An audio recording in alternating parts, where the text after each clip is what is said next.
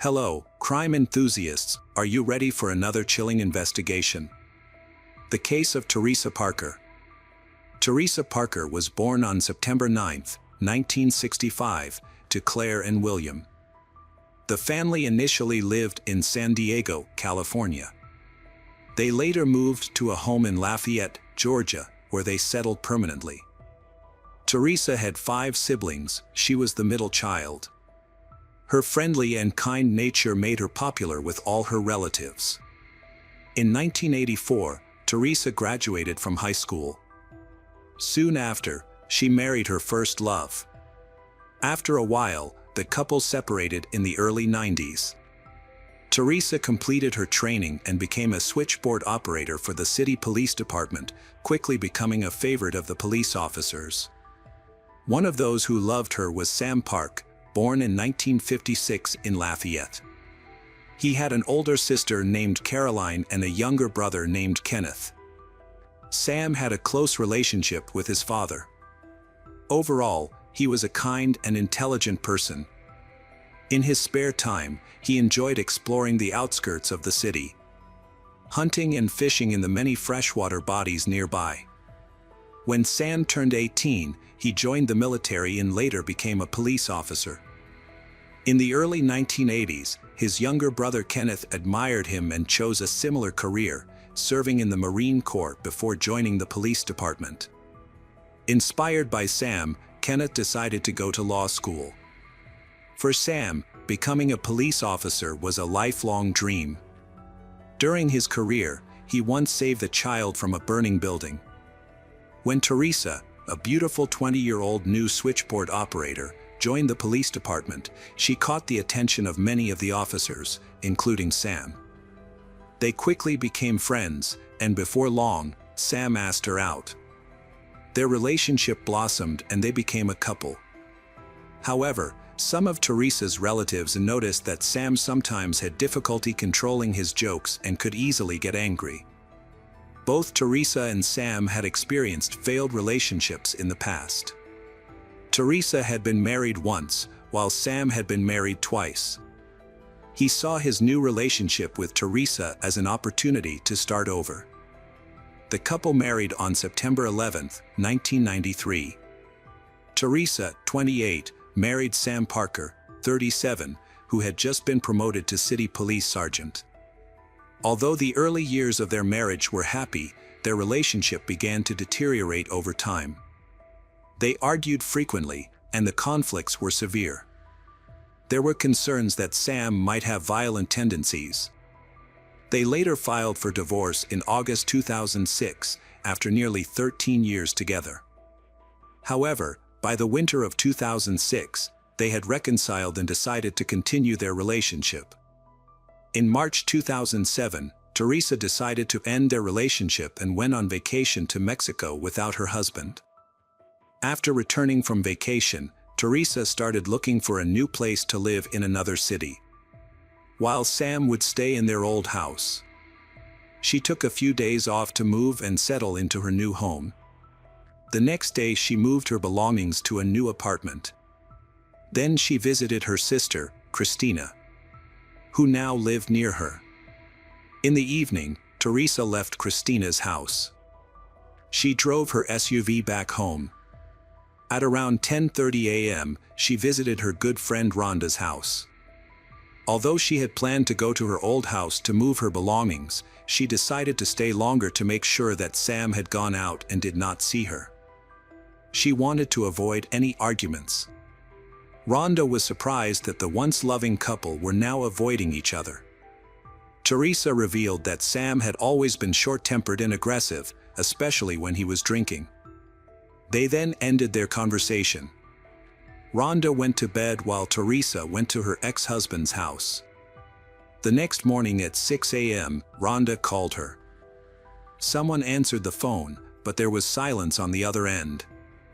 After a moment of silence, the call was disconnected. Rhonda tried to contact Theresa several more times but only got her voicemail. Rhonda called all the numbers Theresa had used, including her work number, but none of them worked. Concerned, Rhonda then contacted the police station to request a welfare check on Theresa, who did not return her calls. In the workplace, everyone was worried about Theresa's absence because she had never missed a shift before. A police team was sent to check on her at her ex-husband Sam's house. About half an hour after the call, around 6:30 a.m., the police arrived at Sam's house but got no response when they knocked on the door. They then searched the area, looking through the windows. They hoped to find Theresa's car to make sure she was okay, but only Sam's pickup truck was in the garage. The police then went to Theresa's new apartment, but no one answered the door there either, so they left without any information. The police later found Theresa's SUV near her ex-husband's house. No one saw her, even Sam tried calling her many times to ask about her. Initially, her relatives weren't too worried, thinking that Theresa was busy arranging her new apartment and might not have heard her phone while cleaning. However, it was unusual for her not to answer any calls, as that was not her typical behavior. The day passed without any updates on Theresa. Christina had a hunch that Theresa was in danger. Theresa's family then officially reported her missing to the sheriff. From the beginning, the police treated the case as a top priority. They sent several officers to talk to Theresa's ex-husband, Sam, to gather information about the events leading up to her disappearance. The Georgia Federal Bureau of Investigation became involved in the case. They had known about Theresa's family's domestic violence for years. On May 4, 2002, police were called by Theresa's neighbors to report that Sam was drunk and extremely aggressive. He had been drinking all day and was violent toward Theresa. The patrol officer observed a bruise on Theresa's face, indicating that she had recently been beaten. Despite this, she chose not to file charges against her husband. The next incident occurred on April 27, 2003, while they were on vacation in Florida. They were dining at a restaurant when her husband became intoxicated and began threatening to kill Theresa in front of others. She then attempted to leave the parking lot in her car. At that point, Sam pulled out his service weapon and fired several shots into the car. Even after the police arrived, he continued to verbally abuse her and denied firing his weapon. When Theresa accused him of something, Sam threatened to commit and end his own life. As a result, Sam was taken to a mental health facility in Florida, where he was held for 72 hours for evaluation. Doctors were particularly concerned about his disturbing statements, such as his claim that he knew how to dispose of a body without leaving a trace. Additionally, Sam had extensive experience concealing evidence. He is very familiar with the local area, including the least frequented locations. Kayla, Sam's ex-wife, described him as an alcoholic. When he drank, he became aggressive and violent. She recounted an incident where he smashed a glass on the floor in a fit of rage. Then grabbed her by the hair and dragged her through the broken pieces. He then chained her to the bed and only released her in the morning when he left for work. He also strangled Kayla and threatened her with a gun. She eventually escaped the abusive relationship by moving to another city to get away from him. The police were eager to solve Theresa's case quickly, especially since it involved 2 police officers, which would affect the reputation of the police department. They began by investigating Theresa's new apartment and Sam's house. When police arrived at Theresa's apartment, they found a note on the door from the courier saying that Theresa's order could not be delivered. Inside the house, everything appeared normal, with several cardboard boxes filled with Theresa's belongings. The police then searched Sam's home 5 times, which frustrated him, especially when they confiscated his hunting weapons for examination. Ultimately, the searches yielded no clues to Theresa's disappearance. All of her belongings, including her money and phone, were left behind. There was no activity on her bank accounts, so the possibility of her running away was rejected. At the end of March 2007, the entire Lafayette community was in confusion. Theresa had disappeared and no one knew where she was. This left everyone worried and many avoiding going out after dark. Those close to her suspected that Sam had something to do with it. However, Sam also expressed concern about Theresa's disappearance.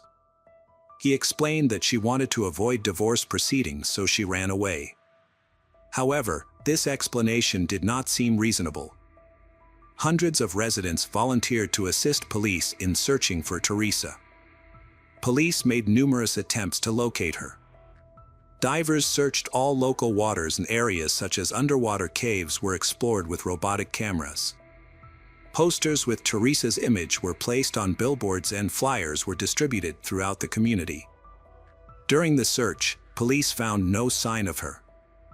The situation was further complicated by the rugged terrain, which included dense forests, numerous small lakes, and mountains. The police questioned everyone who knew Theresa. Within a week, the police had interviewed over 100 people. During these interviews, it became clear that Sam had a volatile personality, was extremely jealous, and lost control when he drank. Meanwhile, Theresa was determined to save their marriage. She kept her husband's abuse a secret and did not share it with anyone, although her relatives suspected that there were serious problems in their family. In March 2007, everyone was relieved when Theresa decided to divorce her husband, and they supported her decision. However, Sam's family had a different view of him. They described him as cheerful and kind, and although he struggled with alcoholism. Sam's brother claimed that most of their conflicts were actually caused by Theresa's actions, rather than by Sam. Only Sam's younger sister spoke up, saying that he did have a quick temper and, unlike Theresa, he often escalated conflicts instead of stopping them. On March 25, police interviewed Sam. At the time, he was not considered a suspect. However, during the interview, he provided information that contradicted what police knew. Sam claimed that he saw Theresa's car in the parking lot when he went fishing that morning. This claim was dismissed by police, as they did not find her car at the house at the time. The car later appeared near the house, but no one witnessed how it got there. He also falsely claimed that he had not contacted Theresa, but police discovered several calls he had made to her that morning. While this may seem like a small lie, it aroused suspicion, leading the investigation to take a closer look at Sam. Sam presented a different version of events. He suggested that Theresa may have run off with her boyfriend, Elvis, whom she had allegedly met on a recent trip to Cancun, Mexico. To investigate this claim, police traveled to Mexico.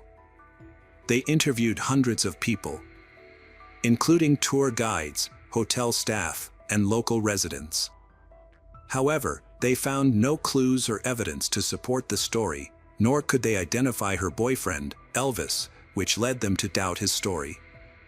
Despite growing concerns about the case, Sam continued to deny any involvement in the crime. On April 3, police arrested a man in connection with Theresa's disappearance. To the shock of many, it was not Sam who was arrested, but his colleague, Ben Chapin. Police kept the details of the arrest secret. Ben was eventually released and cleared of any wrongdoing.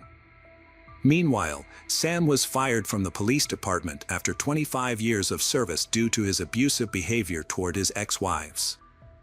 He was permanently banned from returning to the force after his suspension. An internal investigation into Sam discovered explosives in his personal locker. The investigation into Theresa's case took months. Police were initially puzzled when Theresa's car returned to a parking lot near Sam's home. They discovered blood stains and signs of thorough cleaning in the car. Additionally, the trunk mat was missing. DNA analysis showed a sample belonged to Theresa, while they also found Sam's DNA in the same location. The police decided to arrest Sam. On February 4, 2008, nearly a year after Theresa's disappearance, police arrived at Sam's home, opened the door, and were arrested without resistance. The next day, He faced multiple charges, including murdering Theresa, invasion of privacy via computer, violation of public servant's oath, and invasion of citizen privacy. He was held without bail. Despite these charges, Sam maintained his innocence. Theresa's family, meanwhile, continued to insist that Sam was responsible for her disappearance, insisting that she feared him and did not want to return home. Despite the murder charges against Theresa, police have yet to find her body. Under state judicial practice, the chances of the prosecution winning the case are slim. Traditionally, few murderers have been convicted in cases where the victim's body is missing. As a result, the prosecution relied heavily on witness testimony, including Sam's ex-wives and Theresa's relatives. On August 17, 2009, in Walker County Superior Court, the prosecution alleged that Sam Parker had a history of violence against all of his ex-wives and was involved in an attempted murder. Sam had once confessed to his doctor that, as a police officer, he knew how to effectively hide a body. The prosecution detailed an incident that occurred when Theresa came to Sam's house to collect some of her belongings. They then got into an argument. During the argument, he killed Theresa, put her body in the trunk of her car. He then disposed of her body and carefully washed the car to remove any evidence. He then called his friend Ben and confessed that he had shot Theresa and planned to hide her body somewhere where it would never be discovered. He asked Ben to keep this conversation a secret. Ben shared his story just before the trial after reaching a deal with the prosecutor to drop all charges against him. Ben was supposed to testify against Sam. The prosecution said that during the time Theresa was missing, Sam suffered scratches on his hands and face. The prosecutor's office believes that these scratches were caused by Theresa in self-defense. Sam's attorney argued that he did not touch Theresa or her car. Theresa may have injured herself and then cleaned up the evidence and threw away an old rug before disappearing. The defense argued that all of the prosecution's evidence was circumstantial. Sam accused Theresa of having an affair. He even investigated her while she was on vacation and discovered that she had booked a double room, even though she was traveling alone. She also used a false name when booking the room. Sam suspected that Theresa had secretly met with his colleague, a police officer who had searched their home 5 times, but his colleague denied the allegations. Ultimately, the choice of the double room could simply have been because it had a large bed for comfort, or perhaps there were no single rooms available at the hotel. Sam still denies any involvement in the crime, arguing that there is no strong evidence to prove his involvement in the case or confirm Theresa's death. The jury was deadlocked and unable to reach a verdict, leading to the decision to retry. On December 3, 2009, 2.5 years after Theresa's disappearance, Sam Parker was convicted of murder, and he was also charged with obstructing and violating the oath of office of a civil servant. Sam was sentenced to life in prison without the possibility of parole, plus 5 years. Sam continued to maintain that he had nothing to do with Theresa's disappearance. After the trial, he requested a new trial, but his appeal was denied. 3.5 years after Theresa's mysterious disappearance, on September 20, 2010, 2 farmers found a human jawbone in a cornfield near the Chattooga River in Georgia after a flood. A search party later discovered a nearly complete skeleton, and dental records confirmed that it belonged to Theresa. Her death was finally officially recognized. The cause of death was determined to be blunt force trauma to the head from a hole in the skull, not a gunshot wound. The discovery site was 100 kilometers from her home and on the route that Sam had taken to fish. Was confirmed by geolocation data. This led the police to conclude that Sam was responsible for Theresa's murder. Despite this evidence, Sam Parker maintained his innocence. He is currently serving a life sentence in prison. Welcome back, detectives. Let's dive into another horrible case. The case of Chad Amelia. Chad Amelia was born in 1992 in Santa Clara, California, USA. His parents, of Irish descent, married young and then moved to the United States. They were eager to pursue the American dream, a common goal for millions. When they arrived in the United States, they found themselves isolated in a foreign country, with no one nearby to support them. Communication with relatives was only possible by phone. Despite the distance, the couple and their children remained determined and did not return to Ireland. Chad grew up with his younger brother Shane. They got along and supported each other from a young age. Following the example of their parents, difficulties shaped their characters, making them kind and fair. Both boys were always ready to help others in need. Chad, the eldest, was especially hardworking. He played baseball and football in high school, and when a coach noticed his talent, he was given a spot on the school team. This opportunity fueled his passion for sports, and he became a talented football player. After graduating from high school, he attended California State University, Chicago, graduating in 2018. Soon after, he joined Camarilla, an accounting firm. At the same time, he continued his studies in economics to improve his accounting skills. Known for being sociable and kind, Chad easily connects with people. One spring day in 2018, 20-year-old Chad was walking his dog in the park when he unexpectedly met Bryn Spetcher, a smart, friendly, and determined 27-year-old girl. Like Chad, Bryn is from Chicago, Illinois. She moved to Washington when she was older, making some changes to pursue her education and find a good job. Bryn was born with hearing problems and was nearly deaf from a young age, forcing her to wear a hearing aid. This made her feel out of place in the educational environment, leading to various challenges. However, it also fueled her desire to help others, as she tried to maintain a positive attitude. Despite the difficulties of moving to California, Bryn earned a degree in audiology, a significant accomplishment that she had long pursued. Her career was just beginning, and she quickly secured a position as an audiologist at a hospital in Los Angeles. She wanted to help others who, like her, faced hearing challenges. Bryn lived in California for about a year but was not sociable and often took time off from work, so she did not have a wide circle of acquaintances, communicating only with a few friends with whom she could spend weekends. Chad changed her life dramatically. They started talking and quickly realized that they had many common interests. Chad was very fond of his smart and attractive girlfriend. He often talked about her to his friends, and he expressed his happiness. She seemed pleased too, eager to share stories about him with her friends. They seemed like the perfect couple, visiting each other often.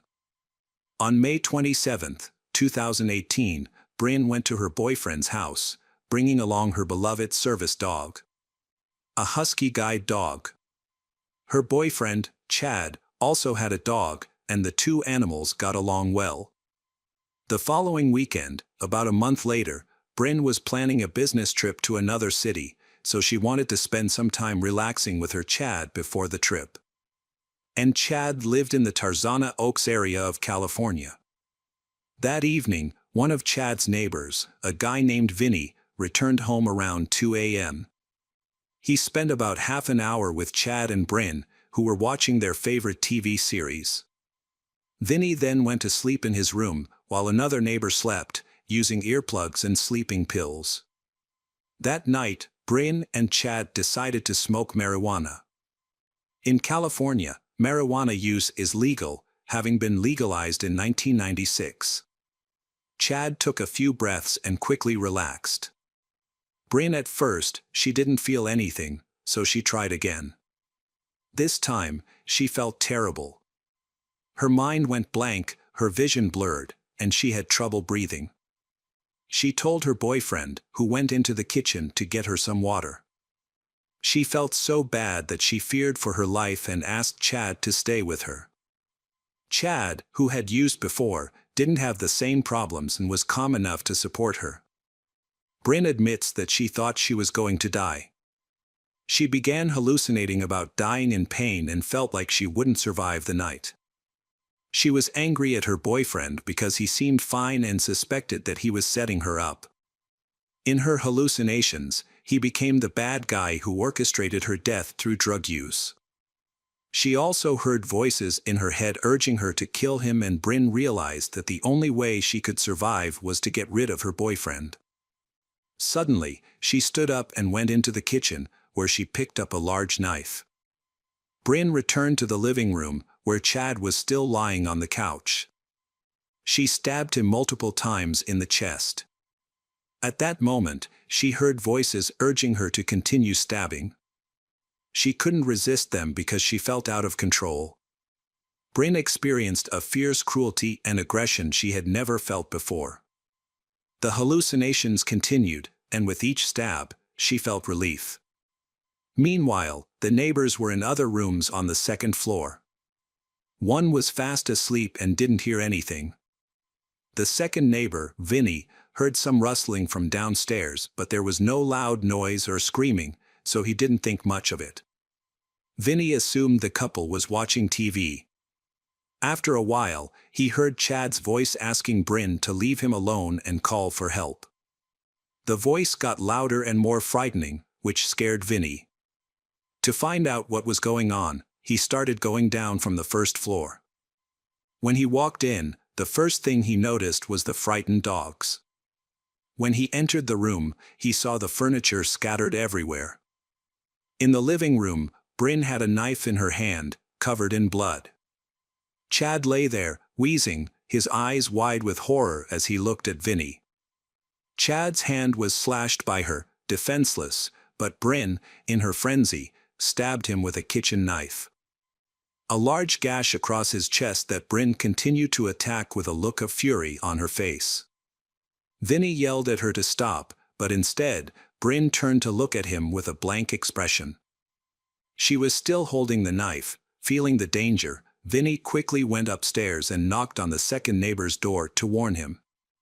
However, the neighbor was fast asleep and did not respond. So Vinny grabbed his cell phone and ran downstairs. Fearing for his life, he ran out onto the street and quickly called 911. Once outside, Vinny used his phone to call emergency services. His screams attracted the attention of the neighbors, who ran out to see what was going on, making Vinny feel safer. He started banging on the windows and shouting for the girl to stop. The neighbors, seeing the situation inside the house, also started shouting. Everyone was scared and shocked.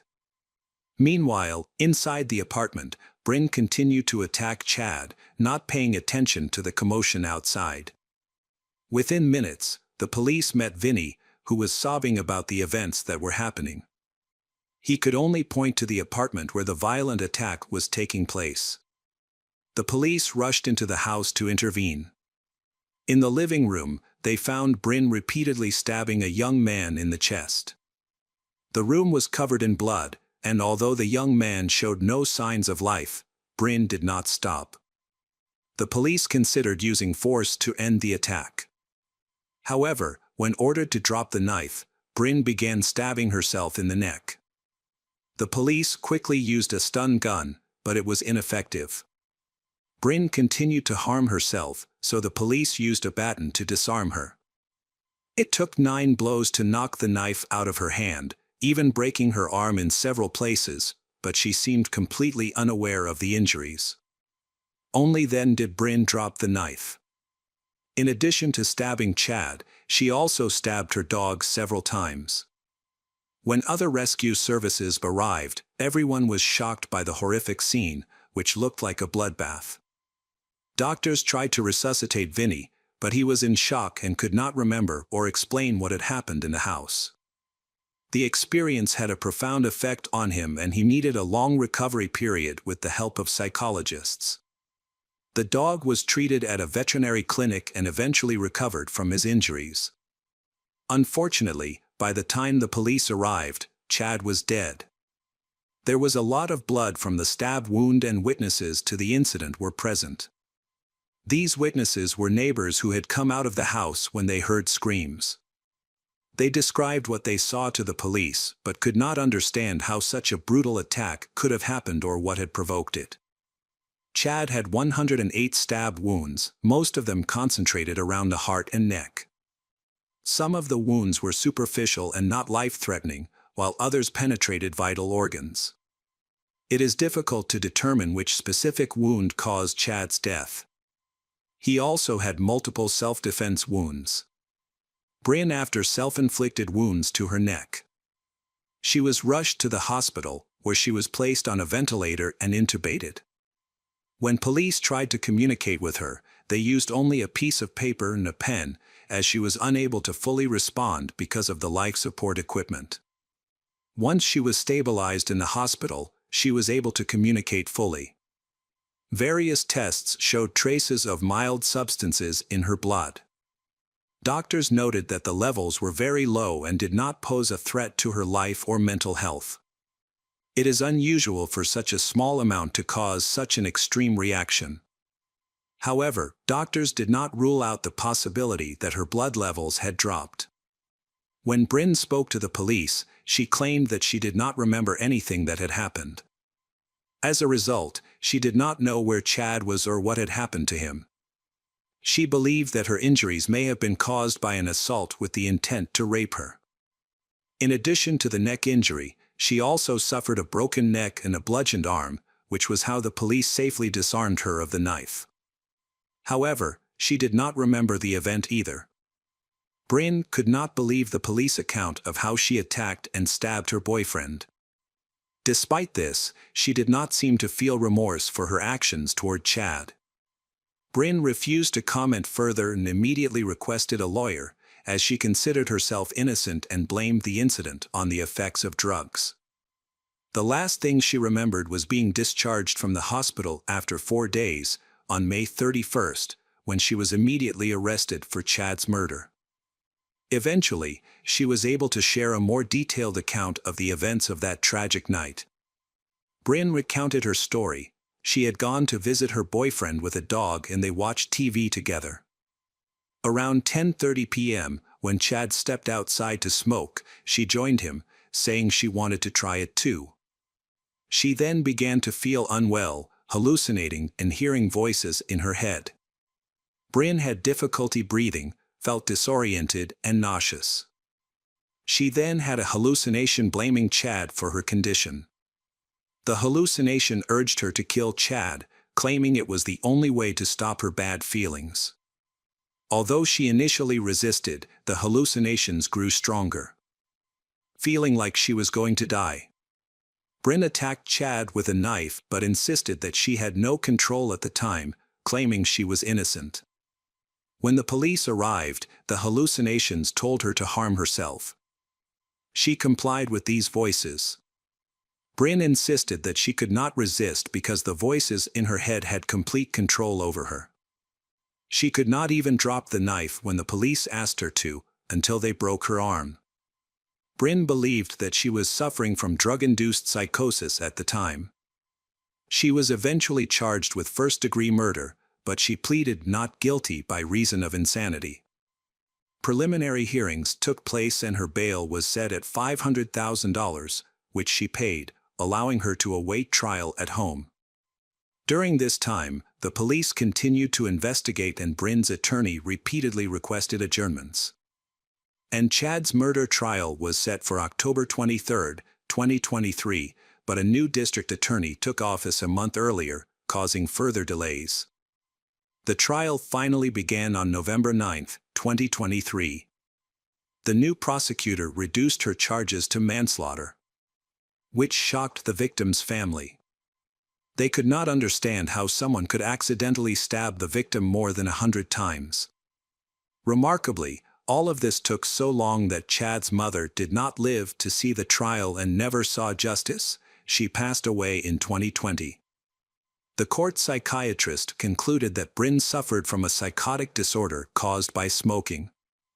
This decision was supported by other experts, and according to the prosecution, they did not have enough evidence to refute this conclusion.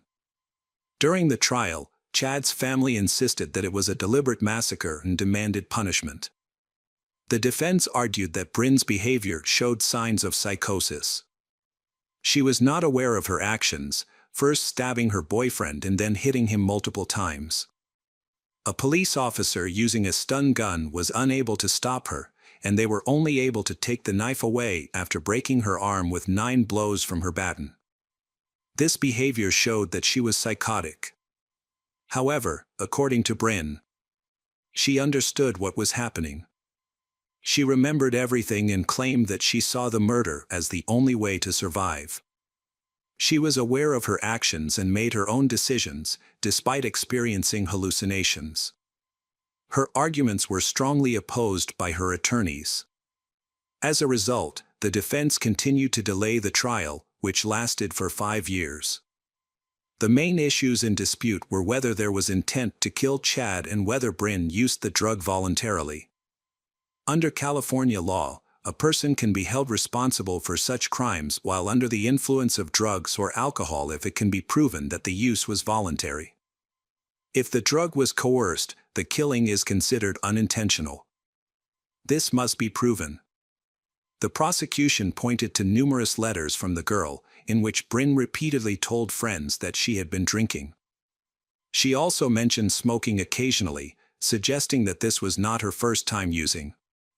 The prosecution argued that on the day Chad was killed, she also used the drug voluntarily, as she had done before. Many colleagues defended Bryn, describing her as a very responsible person. She had no criminal record and no one could testify that she was capable of causing such a psychotic episode.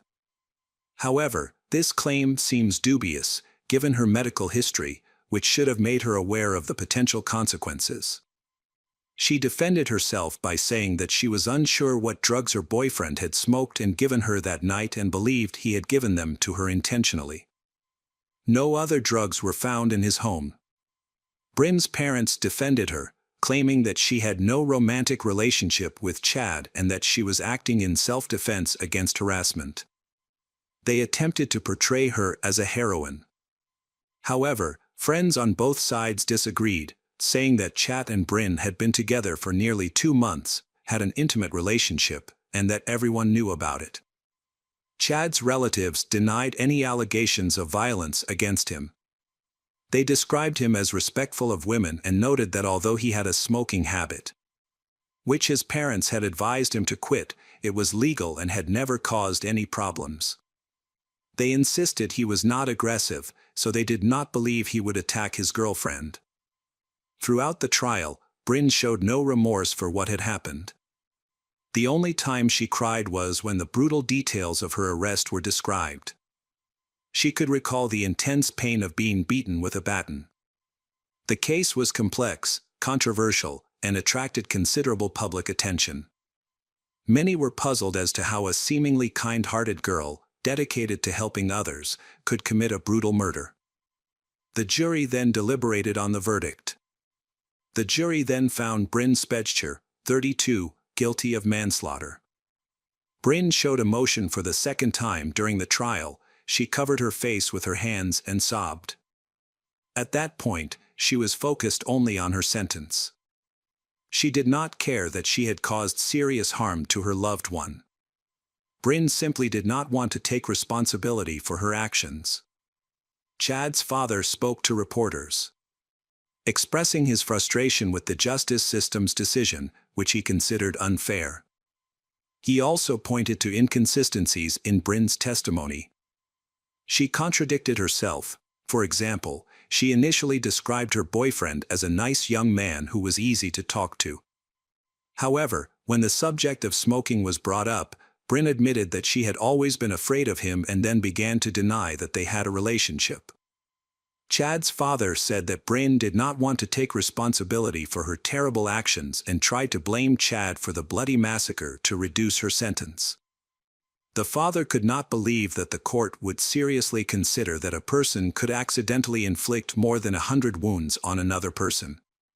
His son's death was not simple or painless. Chad had suffered a lot, and now the killer was trying to blame him with lies.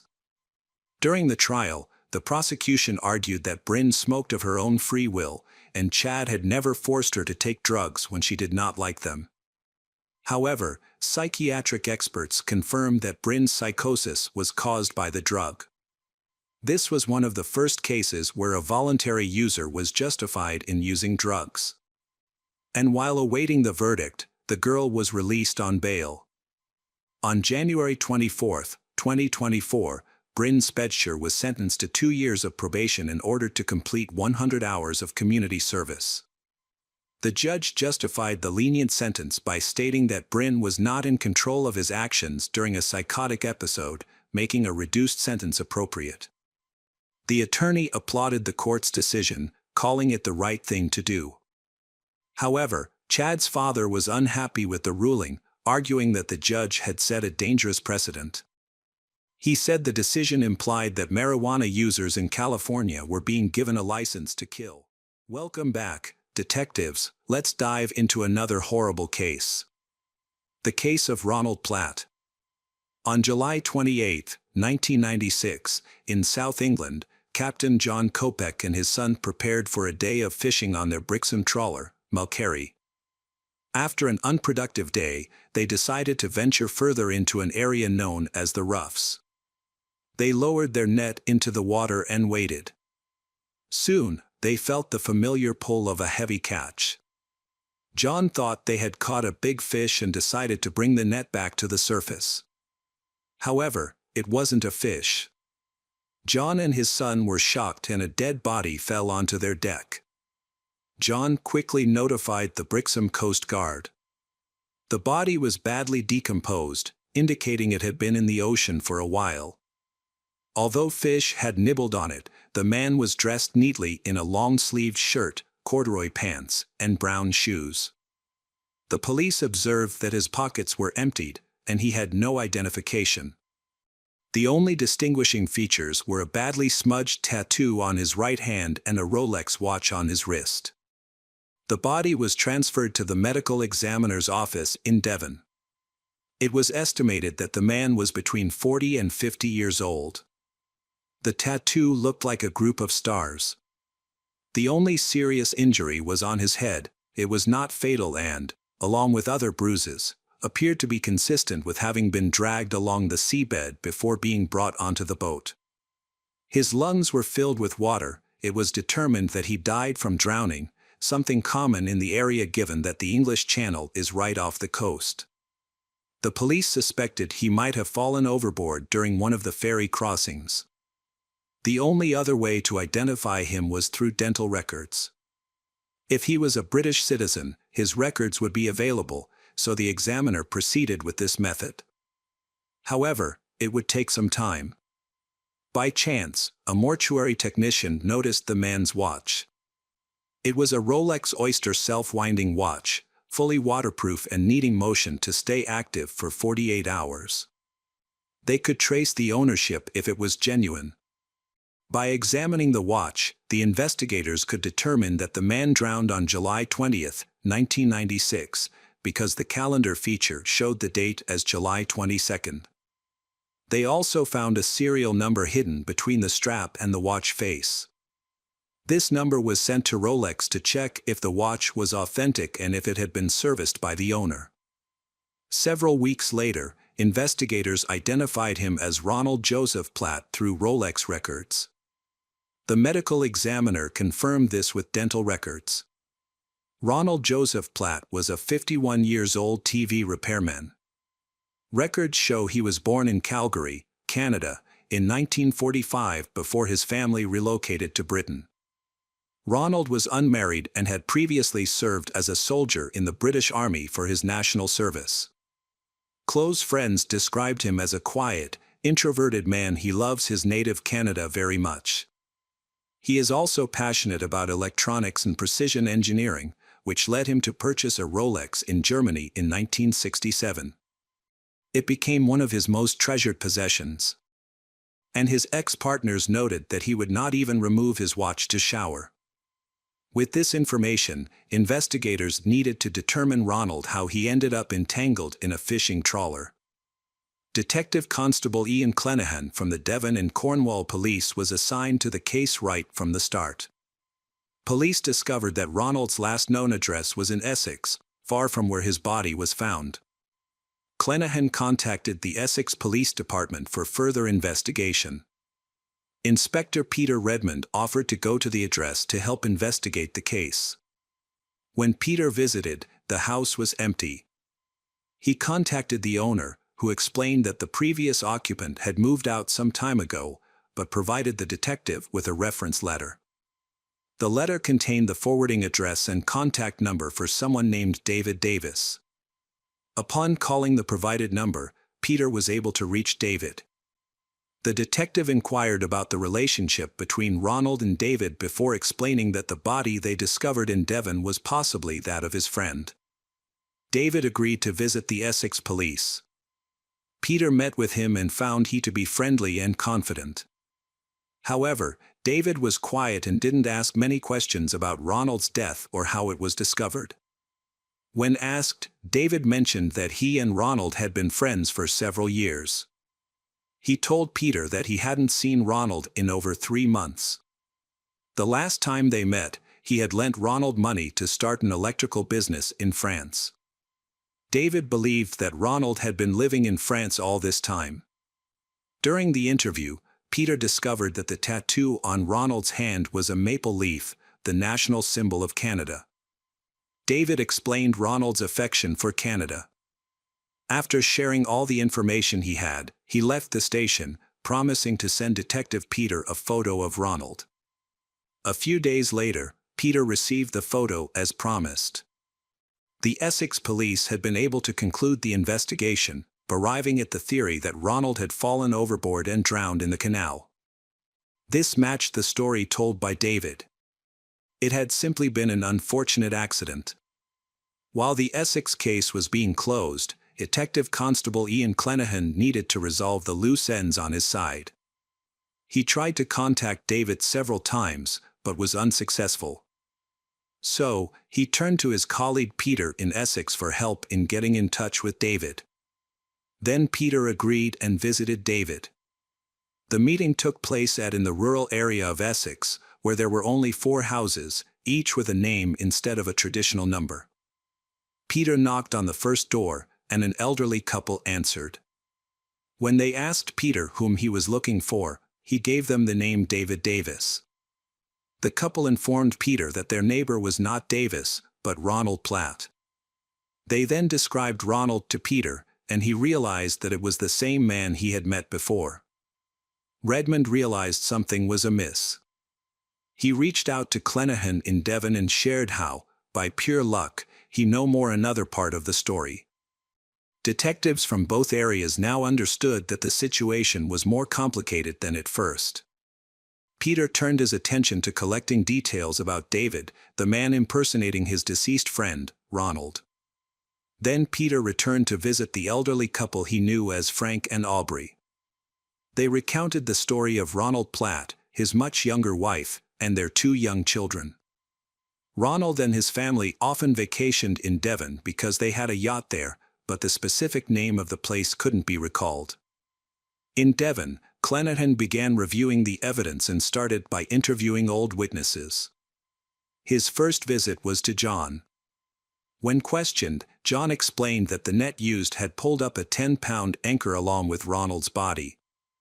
John had given the anchor to a friend, who then passed it to his mother to sell. Luckily, the anchor wasn't sold, allowing investigators to recover and preserve it as evidence. Clenahan's next step was to interview people who knew Ronald. He reached out to Ronald's brother Brian, who mentioned Elaine Boyes, Ronald's former partner of 13 years.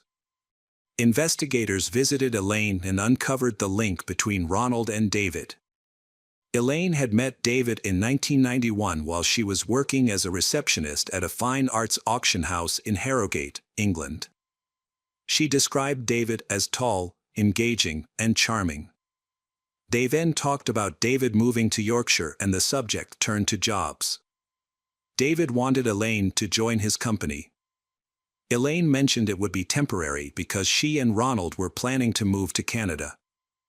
David, trying to win her over, suggested he could help them save money for the move.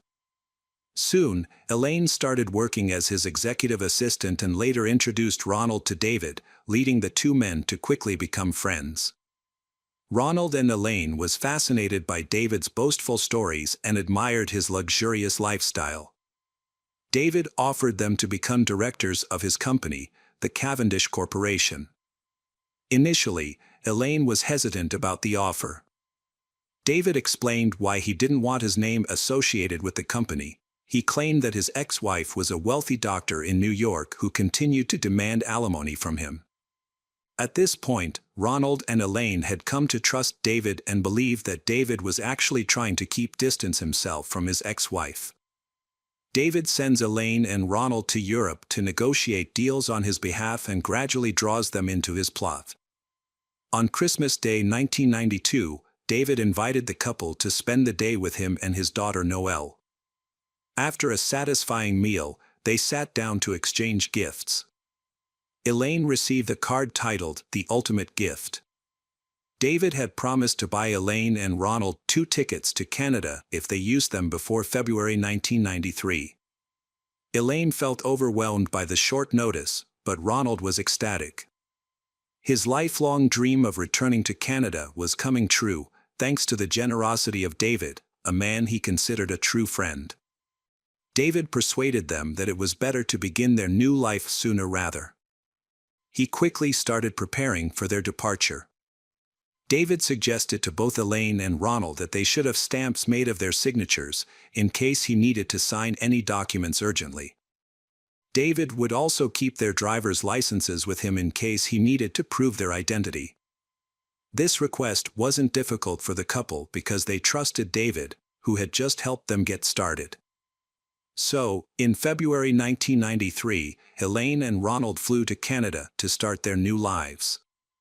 Canada did not provide the better opportunities Elaine and Ronald had hoped for. They arrived in the country during winter, found little work, and financial struggles quickly led to relationship issues. They attempted to overcome these challenges, but the increasing tension caused them to grow apart.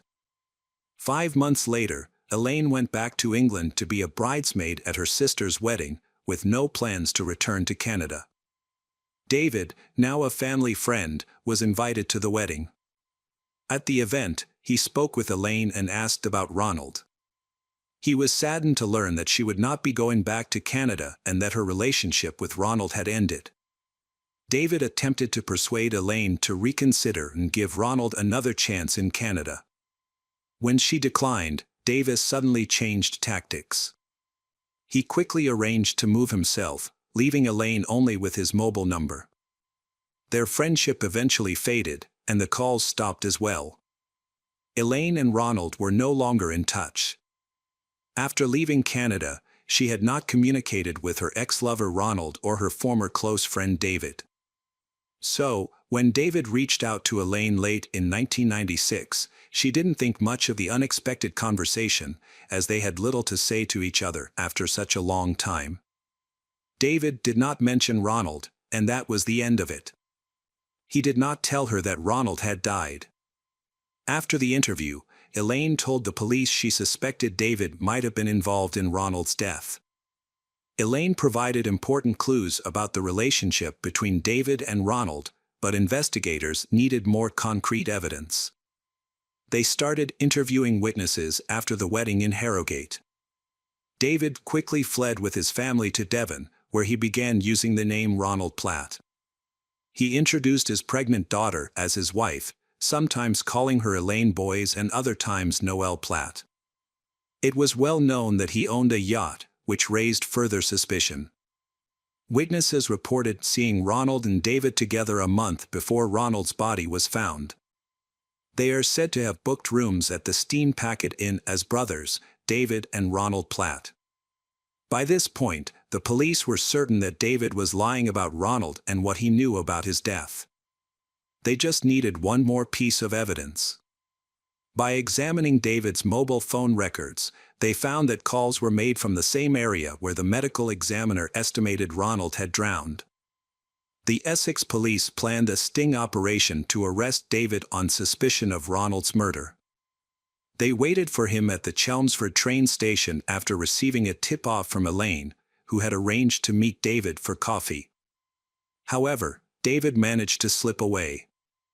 Peter then was decided to drive by David's family home. In that place, Peter noticed activity, but he did not act immediately and requested reinforcements.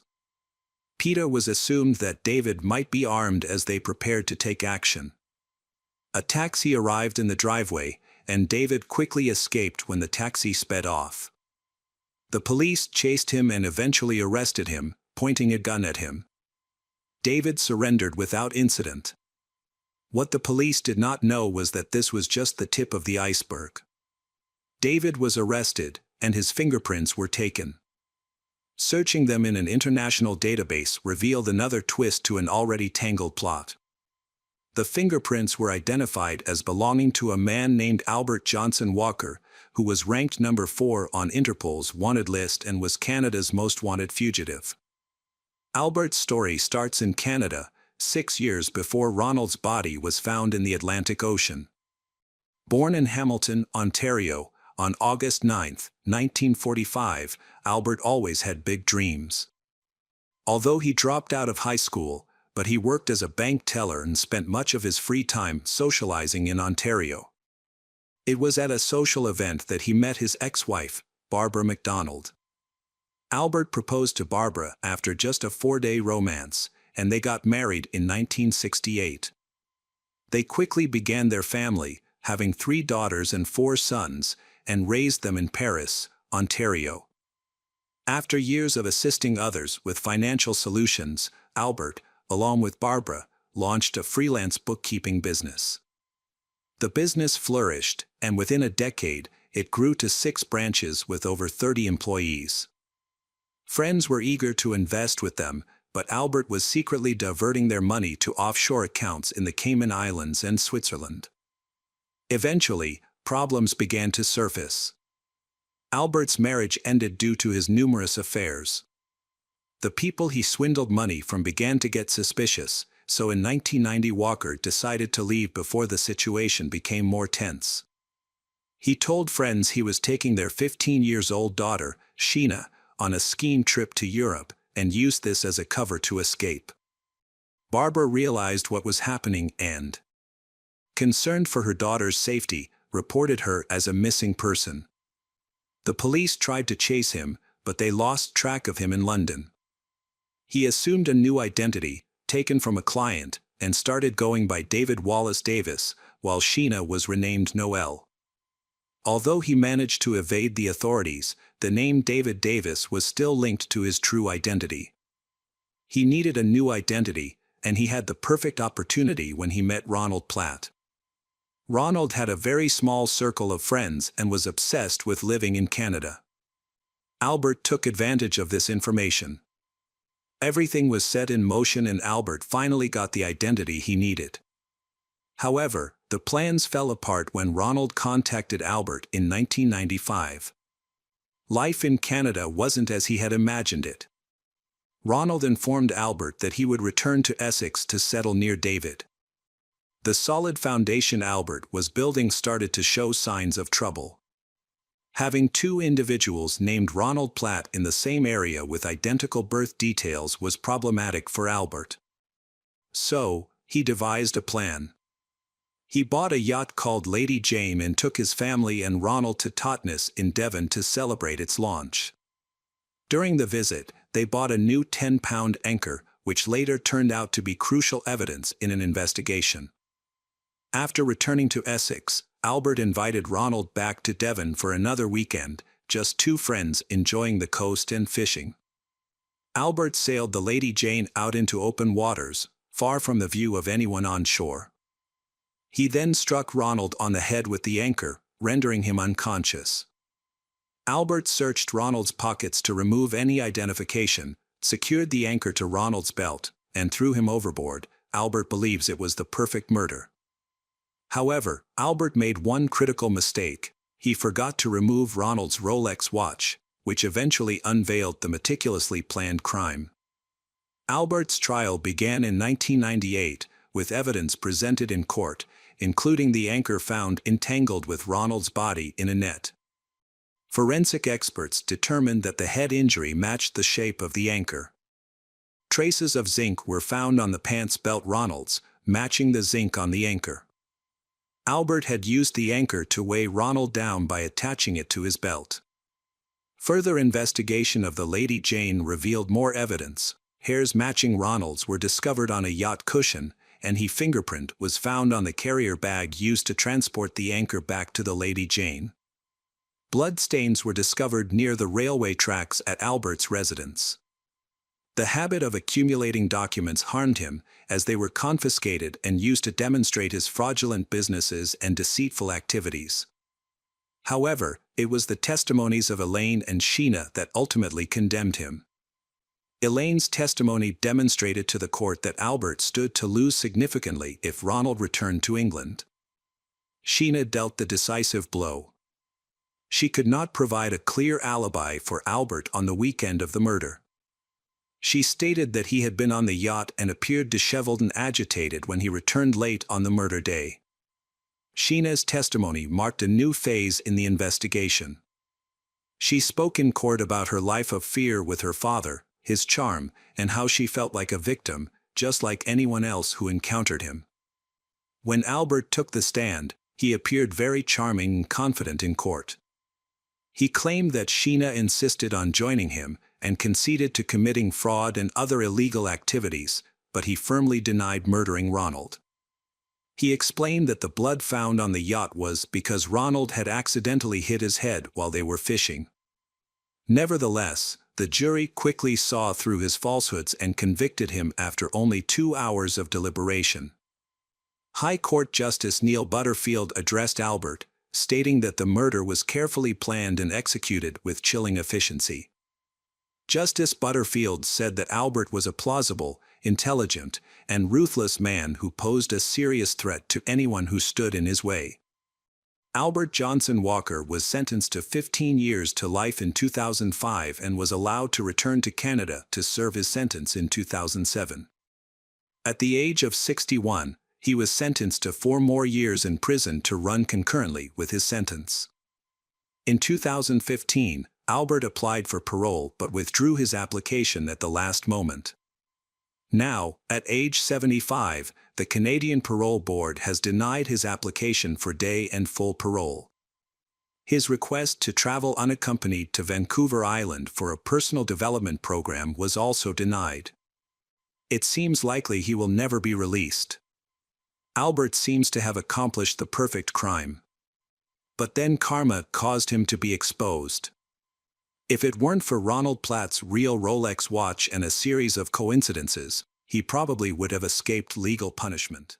Hi everyone, thanks for returning. Let's unravel another perplexing mystery. The case of Kristen Trickle. Kristen Trickle was born on August 14, 1993, in a small town in southeast Nebraska. Her childhood was not particularly busy or troubled. However, her biological mother abandoned the family when Kristen was less than 3 years old. She left her husband and daughter for another man, moved to California, and never cared about their fate again. Kristen's father, James, raised his daughter alone, doing his best to ensure she lacked nothing. However, he contracted a serious illness that gradually worsened, and when Kristen turned 16, her father passed away. With no other close relatives, the girl could have been placed in a shelter until she became an adult. However, an aunt and uncle on her father's side, who lived in neighboring Kansas, intervened. Although they were raising 3 children of their own, they expressed a desire to adopt the orphan girl and did their best to ensure she had a comfortable and happy life. Soon after, the girl moved into their family home. In her new family, Kristen never felt like an outsider. Instead, her aunt and uncle treated her like their own child, showering her with love and care. Kristen was a good student who participated in art activities, helped her family with housework, and dreamed of becoming a veterinarian because of her love for animals. Family and friends described her as easygoing, kind, friendly, and very gentle. She was confident in pursuing her goals and spreading optimism to those around her. The Kristen's relative family was very religious, attending church regularly on Sundays. It was here that 18-year-old Kristen met Colby, a young man who was an aspiring musician, performing in a band that played music during sermons and prayer services. Colby, who had just turned 18, was very talented and dreamed of building a successful music career in the future. The two young people quickly developed a close relationship that later blossomed into romantic love. Colby was an excellent guitar player and composed his own songs, which he used to win the hearts of his loved ones.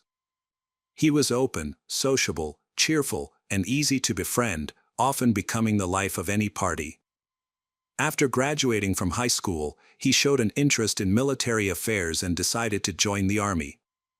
At the age of 18, he signed several contracts and began serving in the United States Armed Forces. Over the next 3 years, he built a solid military career. Throughout this time, he maintained regular contact with Kristen, keeping in touch and corresponding frequently. At the age of 21, Colby abruptly enlisted in the reserves, returned home, and proposed to his sweetheart, who happily accepted. They were married in April 2014. The newlywed couple settled in a small town in Kansas, where Colby finished college and pursued a music career, albeit without much success. He performed at small parties and local events, playing cover versions of popular hits. They had 2 dogs that they adored, and many considered their marriage to be quite happy. However, after many years of marriage, a terrible tragedy occurred. On a gloomy Halloween night, October 31, 2019, around 4 a.m., an emergency call was placed to the police department. The caller, a man named Colby Trickle, reported that his wife, Kristen, had shot herself in the head with a revolver in their home. Paramedics and a nearby police cruiser were quickly dispatched to the scene. At the front door, Colby greeted the officers and allowed them inside, but he himself remained outside. Despite the seriousness of the situation, Colby remained calm.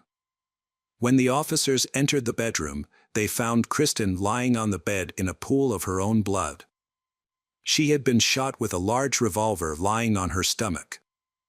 Although she appeared to be dead, she surprisingly moved her arms, and an officer found a weak pulse and detected breathing. She was then moved to the next room and placed correctly on the floor for resuscitation efforts. However, despite these efforts, she was dead by the time the ambulance arrived, and the medical team could only confirm her death. Sergeant Brandon Hotman informed Colby that his wife had passed away. Colby repeatedly asked the officer to confirm this information. When he received confirmation, Colby began to cry. However, Colby's behavior and tears did not seem genuine, as just minutes before Brandon arrived, Colby was happily chatting with other patrolmen about video games. At first glance, it seemed that Kristen had ended her life voluntarily. However, when examining the scene, experienced detectives suspected foul play. It was Halloween night, and she seemed to have been actively preparing for the celebration. In the bedroom, on the dressing table, there were homemade costume decorations, and in the kitchen, there were children's-themed foods such as lollipops and ghost-shaped gummy bears. Her death was unusual and unlike the typical manner in which a woman might pass away. First, she was found almost naked, wearing only underwear. Women often want to look beautiful even after death and worry about how they will be discovered. Second, shooting herself in the head was not a common practice for women, again due to concerns about disfiguring their bodies. Kristen's face was so badly damaged that she had to be buried in a sealed coffin. The strangest and most telling thing was that the pistol was too large and bulky for her small and fragile body. She would have had difficulty holding it. Furthermore, the position of the gun on her stomach and to the side confused the police. After realizing what had happened, Colby considered putting the gun to his head. However, He ultimately abandoned the idea and decided to call emergency services, hoping to save his loved one. While law enforcement continued to work at the scene, her cell phone lying on the nightstand suddenly went off. Kristen apparently planned and prepared for the morning, but then changed her mind and decided to end her life that night. This raised suspicions, and detectives believed that this may have been a well-orchestrated case. Colby, considered to be the prime suspect, would soon be brought in for questioning. Colby's agreed to go to the police station to give a statement. He appeared upset but not broken, remaining calm and confident. He explained that his wife, Kristen, had returned from her management job at Walmart that evening, where she was hoping to be promoted to senior manager. After that, they had been playing video games together. Colby then went to bed early because he was feeling unwell, while Kristen went into the kitchen to clean and prepare holiday sweets. In the middle of the night, Colby was awakened by a sudden loud bang. For a few seconds, he was disoriented, his ears ringing, and he could not see anything in the darkness. When he turned on the light, he saw his wife lying motionless next to him, bleeding from her head. He tried to resuscitate her but realized it was futile. He then held the pistol first to his head. But then changed his mind. He decided to place the gun on his wife's stomach and eventually called emergency services and went outside to meet the police. His actions and behavior raised many questions. For example, why did he place the weapon on his wife's stomach instead of throwing it on the floor, the bed, or leaving it on the nightstand? It is also unclear why he waited outside for the police and paramedics if he thought his wife could still be saved. Normally, in such an emergency situation, people would try to perform first aid or apply pressure to the wound to stop the bleeding. When the police arrived, he did not approach his wife, claiming that he was in shock. While a police officer was trying to perform first aid before the paramedics arrived, Colby did not appear concerned or ask about the situation. Instead, he casually chatted outside with a patrol officer about music and video games. When he learned that Kristen had died, he tried to calm down after shedding a few tears. At the police station, Colby was asked if Kristen had life insurance. He replied that she did not, but added that he was entitled to some small payments from the armed forces, where he had served. Colby then began to brag about his accomplishments, that he had served in intelligence and participated in special operations around the world. His explanation sounded convincing, but almost everything he said turned out to be inaccurate. When asked why his wife might have committed such a desperate act, he explained that she had suffered from symptoms of depression since childhood. Colby's statement sounded convincing, and he spoke confidently and calmly. However, experienced investigators believed that he was lying and that he may have prepared what he would say. Nevertheless, they had no concrete evidence to charge him at the time, so Colby was released. When Kristen's relatives were informed of her tragic death, they quickly traveled to Hayes, 500 miles from where they lived, to meet with the police and make funeral arrangements. They were unanimous in denying that she had taken her own life, citing her deep religious beliefs, regular church attendance, and the belief that such an act was sinful. According to her family, Kristen was an optimistic, life-loving person with ambitious plans for the future. She wanted to open a shelter for homeless animals and had been looking for an available property with a large plot of land that she planned to lease long-term for this purpose. Detectives also confirmed that she had been in negotiations to lease the property. She was expecting a promotion at work and was proud of her position. She was also preparing costumes and candy for Halloween and had promised to visit her sister on her birthday in mid-November. Her relatives insisted that she had never suffered from depression and had no mental disorders or harmful habits. Another important point they stressed was that she would never abandon her dogs. In their discussions with the police, her aunt and uncle suggested that Colby may have treated his wife in a cold, staged manner to make it appear that she had voluntarily left this world. They described her husband as a cruel, domineering man who tried to control every aspect of her interactions, throwing tantrums if Kristen did not return his calls or texts immediately. Her husband had forced her not to talk to her family and to call them in secret, without telling him. Family visits were rare. On her last visit, she told her husband that she could no longer stand the treatment and that if things did not improve, they would have to divorce. The results of the forensic examination and the expert opinions after interviews with Colby and Kristen's family led detectives to believe that the forensic report would be crucial in the case. The forensic report found only one gunshot wound to the chin. The bullet was fired while she was lying on her back, with the barrel of the gun pressed against her head. It is possible that she inflicted the wound herself, although it is highly unlikely that she did so. There were no signs of struggle or resistance on Kristen's body. However, after learning from relatives that Colby had been violent and controlling, detectives requested a further examination for any signs of bruising, abrasions, scratches, or other injuries in various stages of healing. They hypothesized that if he occasionally abused his wife, there would be signs of it. However, the investigation was disappointing because no injuries were found on her, except for the gunshot wound. During the investigation, the authorities studied Colby thoroughly, including his personality. Through this, they discovered that Colby was a pathological liar. He had a habit of lying frequently and very convincingly, to the point that he seemed to believe his own lies. Colby provided false information about his musical achievements and income to those around him, even though he was not involved in intelligence activities or any hotspots, and convinced everyone during the interrogation that he was telling the truth. Kristen, a hard worker, had been the main economic pillar for the family for many years.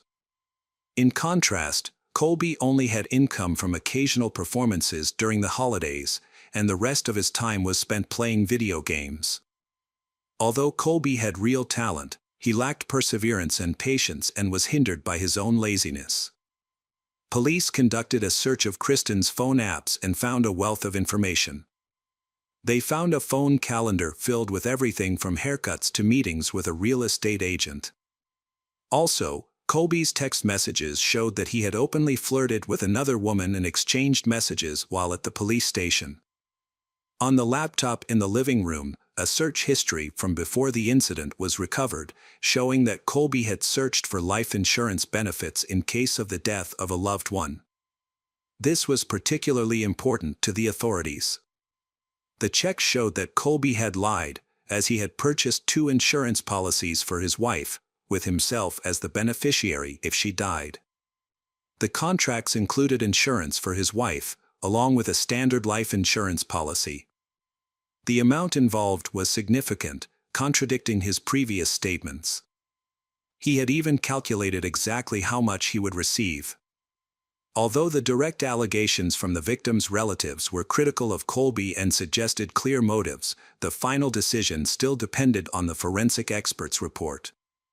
According to the documents, there were no signs of violence on the victim's body other than the gunshot wound, which suggested that the victim most likely ended her life voluntarily. The case was closed and archived. At that time, Colby had received compensation from 2 insurance policies related to his wife. Specifically, he received nearly $50,000 from one special insurance policy and more than $100,000 from another life insurance policy.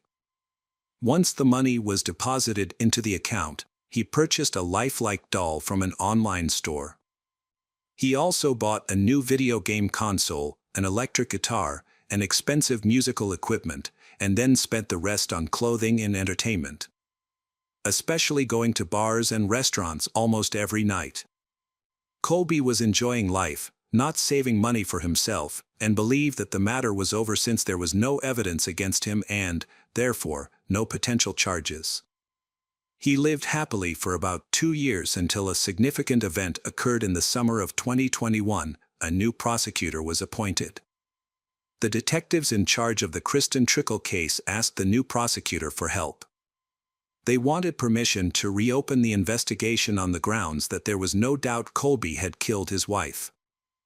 To prove Colby's guilt, the prosecutor presented strange and unusual evidence, including the recovery of the suspect's web browsing history and pointing to his clear actions and motives. After reviewing the relevant documents, the prosecutor decided to reopen the case, and Colby was arrested in July 2021. He was charged with first-degree manslaughter and willful obstruction of justice. While in custody, he remained calm and immediately contacted his attorneys, who began working on his defense. Colby's defense relied on the results of the medical examiner's examination, which revealed that Kristen had suffered from chronic depression for many years and that her tragic death was only a matter of time.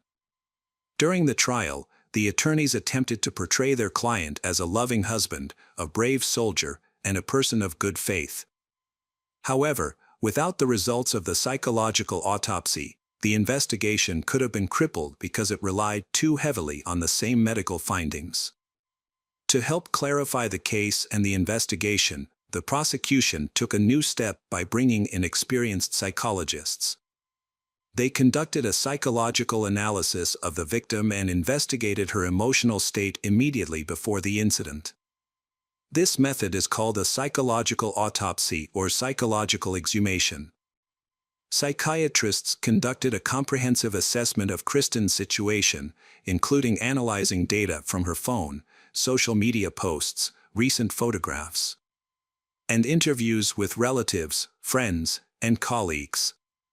Although the process of collecting and analyzing this information took months, the experts' conclusion was clear that Kristen did not intend to end her life, as she still had both short-term and long-term plans.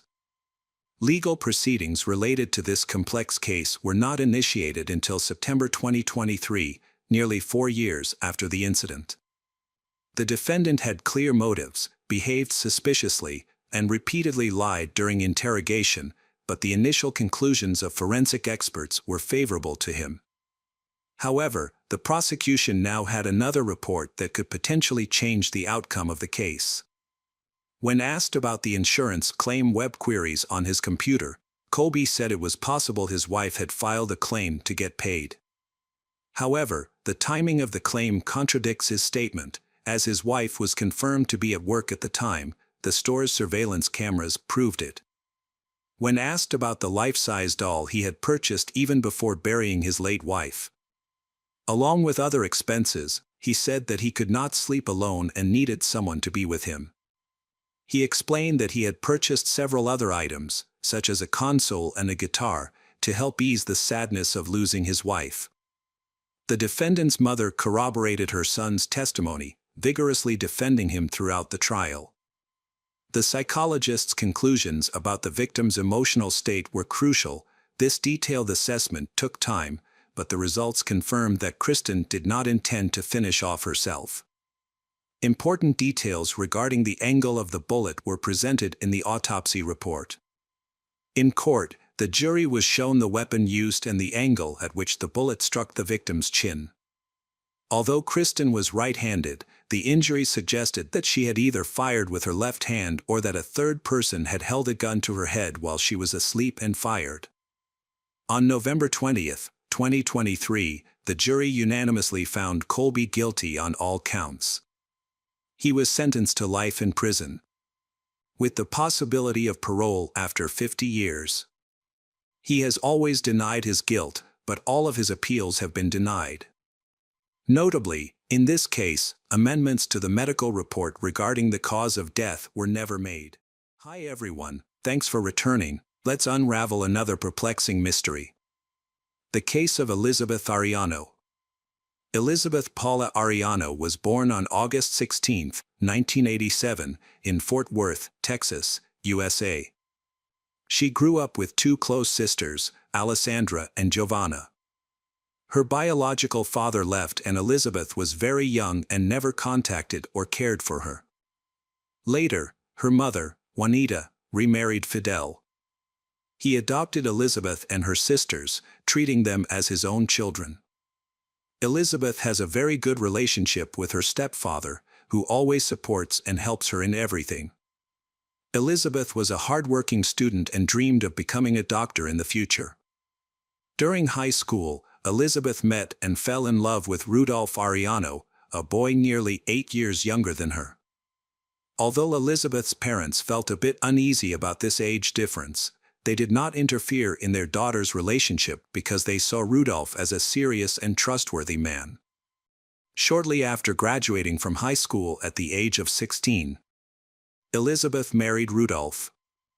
They had 4 children together, 3 boys and 1 girl. However, Elizabeth did not want to be just a housewife. Remembering her childhood dream, she decided to pursue a career in medicine. After graduating from medical school, Elizabeth worked as a paramedic and planned to continue her studies to become a doctor. She was kind, raised in a Christian family.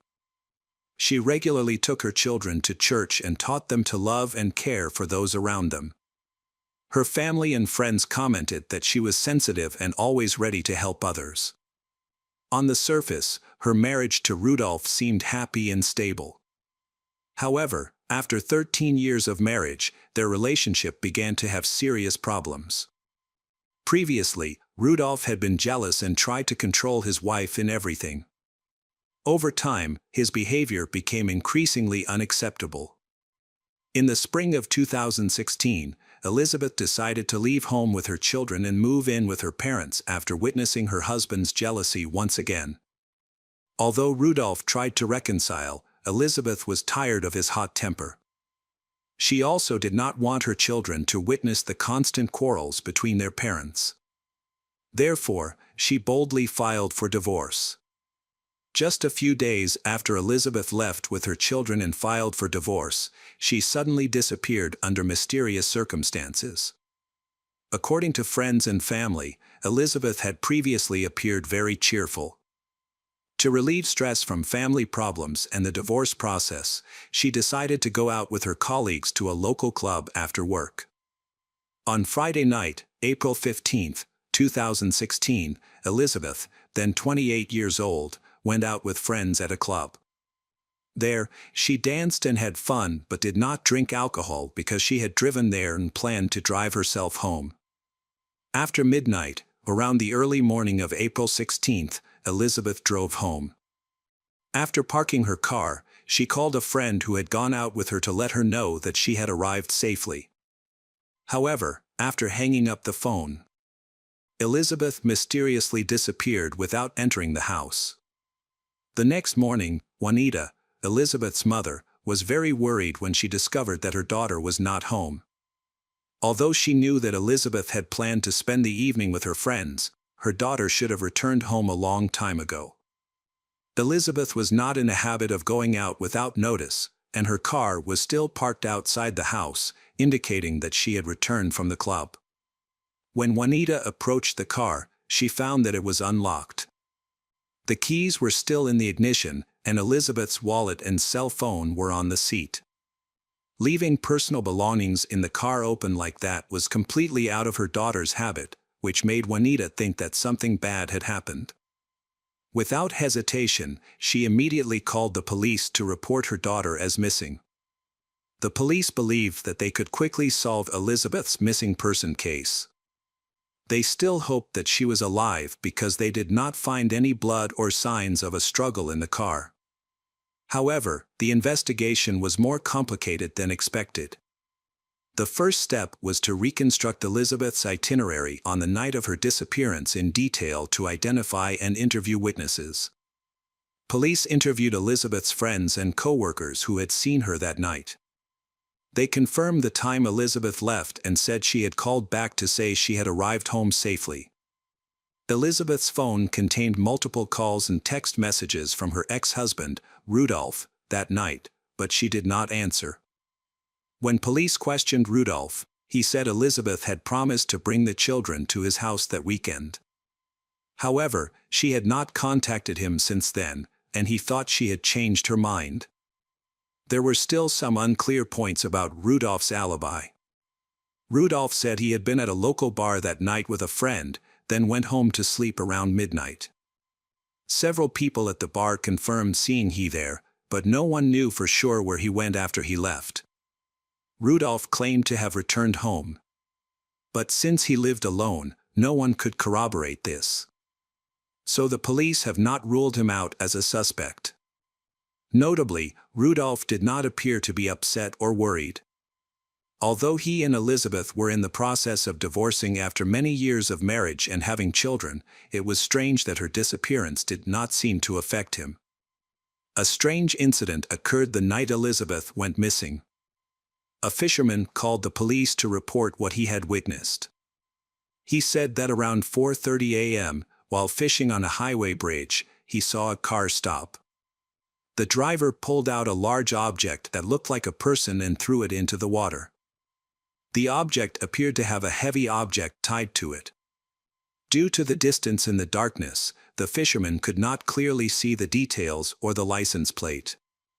The strong wind on the bridge also prevented him from hearing anything. Later, another witness was found. This person was walking his dog under the bridge. He did not see the incident on the bridge, but heard a terrible scream. Then he saw a large object fall from the bridge, heard a splash, and then everything went silent. Based on the testimony of the witnesses, the police decided to check the bottom of the pond near the bridge. After several hours of searching, divers discovered a body tied to a large concrete block with a rope around the neck. The body was identified as Elizabeth Ariano, who had gone missing earlier. The discovery of this body was only possible thanks to the testimony of the passerby and the fisherman.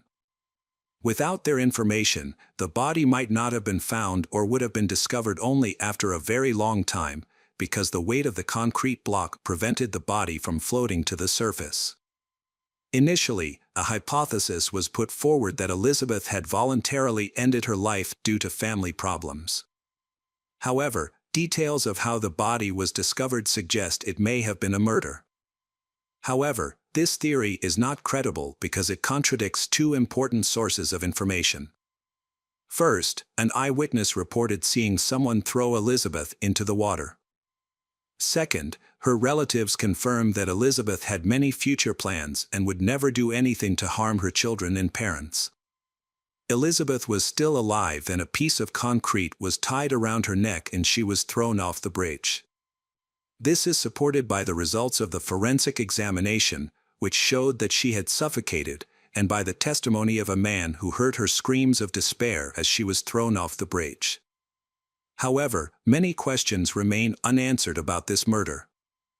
Who were the perpetrators, and what was their motive for being so cruel to a mother of many children? Robbery can be ruled out because none of Elizabeth's property was taken. Some theories suggest that the killer may have spotted Elizabeth at the club and secretly followed her home, or that someone was waiting at her home for her return.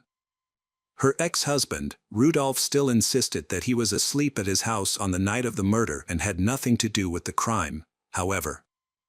Investigators were reluctant to rule Rudolph out as a suspect because he had no alibi and his behavior raised more and more questions.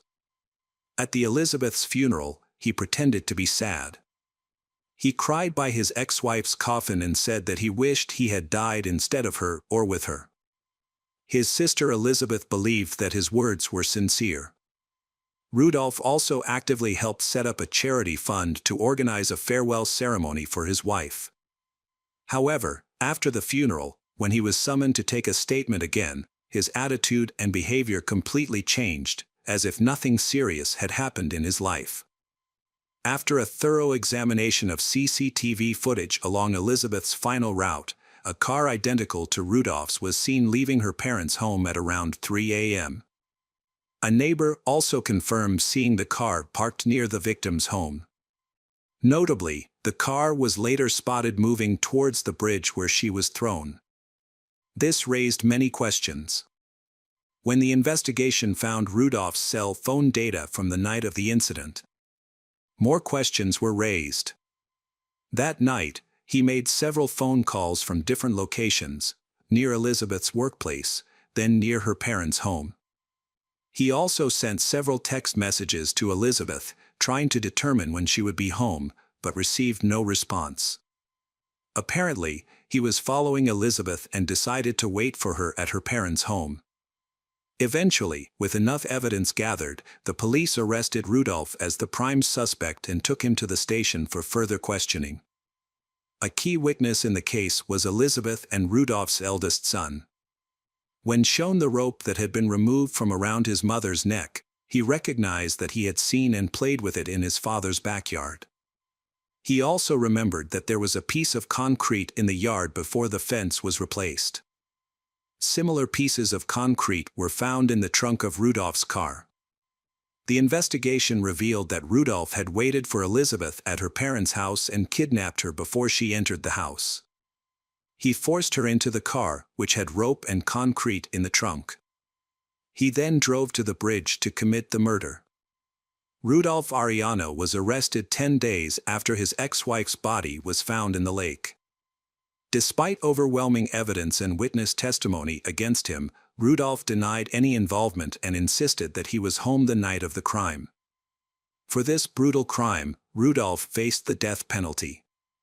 Then, on the advice of his lawyer, he decided to confess and cooperate with the investigation to reduce his sentence. It was not until January 2019 that Rudolph officially pleaded guilty in court and detailed the kidnapping and murder of his ex-wife and was the mother of their 4 children. Juanita, who was present in court to hear the testimony, fainted. Alessandra and Giovanna, the victim's sisters, called their sister's killer a monster. Rudolph admitted to the murder but showed no remorse or guilt. He spoke coldly about his actions, without apologizing or explaining his reasons. The court sentenced Rudolph to life in prison without parole. Elizabeth's family said the sentence was too light, but they decided to forgive Rudolph so as not to live in hatred. Currently, Elizabeth's parents and sister are taking care of and raising her children. Hello friends, welcome to our channel. Today we're going to take a look at another horrible case with you. The case of Ryan Widmer. Sarah and Ryan Widmer met at a favorite coffee shop. Ryan ordered a cup of coffee while Sarah was waiting in line, and happened to see a book on his table that she had just finished reading. Their shared interest in literature opened up their first conversation. Gradually, they spent many hours discussing common topics such as books, movies, music, and daily routines. Through the conversation, they discovered that they both loved nature, travel, and animals. After each meeting, their relationship became closer and more trusting of each other. Their understanding and trust grew more and more. Finally, their relationship developed into love. After a few months of dating, Ryan proposed to Sarah at a romantic sunset at the same coffee shop where they met. Sarah felt very happy and agreed to the proposal. The young couple planned their wedding and found a 2-story house in Hamilton. Finally, on April 10, 2008, their wedding took place. They chose a small church to hold the wedding ceremony, with the participation of close friends and beloved family. Everything, even the smallest details, was planned by Sarah in a special way. On the important day, Sarah looked gorgeous and beautiful, and Ryan couldn't take his eyes off her. After the wedding and the party, the couple decided to go on a honeymoon to the Hawaiian Islands, where they spent 2 weeks exploring the beautiful paradise and enjoying time together. At this time, they were deeply in love and had already planned for the future, dreaming of having children. On the evening of Monday, August 11, 2008, after finishing work at the dental clinic, Sarah met Ryan at a cafe. They had dinner and talked happily. After that, they walked home. Sarah packed her groceries and sat down on the couch. Ryan brought her a glass of water and a headache pill.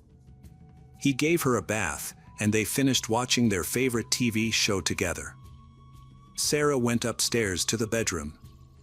She undressed, folded her clothes neatly, prepared a towel, lit a scented candle, and turned on her favorite music. Ryan pressed the button on the TV remote, pausing a few times on the football game. He lay on the couch for no more than 10 minutes. He called his wife, but Sarah didn't hear him, so he slowly went upstairs. In the bedroom, Ryan turned on the TV and called Sarah again. there was silence. In a panic, he went into the bathroom, where he found Sarah lying face down in the bathtub. Ryan unplugged the bathtub and took out his phone to call 911. At 10:49 p.m., under the direction of the police, Ryan finally got Sarah out of the bathtub and performed CPR on her. Within 6 minutes, an ambulance and police were at Ryan's home. An initial inspection of the scene caught the attention of the police.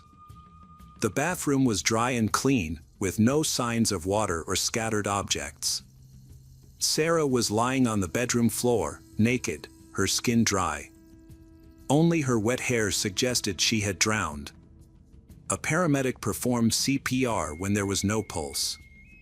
A pinkish-white fluid flowed from Sarah's nose and mouth. 2 attempts to intubate Sarah while she was lying on the bedroom floor were unsuccessful. Sarah was then rushed to the emergency room and 2 more attempts were made to bring her heart rate back to normal with a defibrillator, both unsuccessful. During this time, Ryan remained by his wife's side. Within 20 minutes of arriving at the hospital, they attempted to revive Sarah, but at 11:41 p.m., an emergency room doctor pronounced her dead. Ryan knelt in the hospital hallway and cried. Relatives and friends of the couple could not have imagined that just 4 months after their wedding, a tragedy would strike that would shock the entire city and make Ryan the prime suspect in Sarah's death. When the police questioned him at the hospital, Ryan's initial statements raised suspicions. Ryan claimed that he and his wife had been home that night. They had dined out, returned home, and watched TV. Then, because his wife had a headache, Ryan gave her painkillers and led her to the bathroom.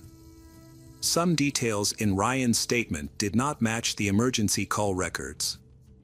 The victim had collapsed face down, while Ryan said his wife was lying face up. This discrepancy made the police question Ryan's statement. Ryan was deeply shocked by what had happened. He kept calling Sarah's name.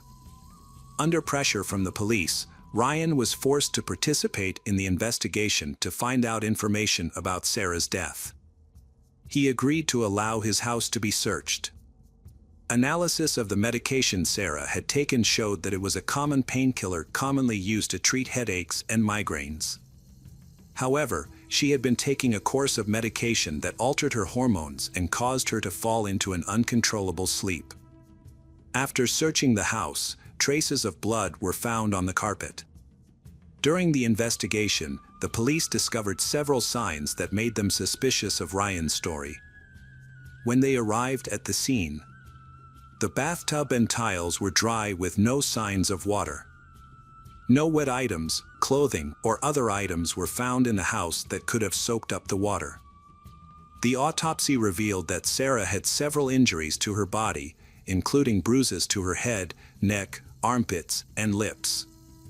However, there were no signs of a struggle or resistance. Sarah's fingernails were intact, not broken or chipped. This does not fit the theory that Sarah was murdered after a struggle.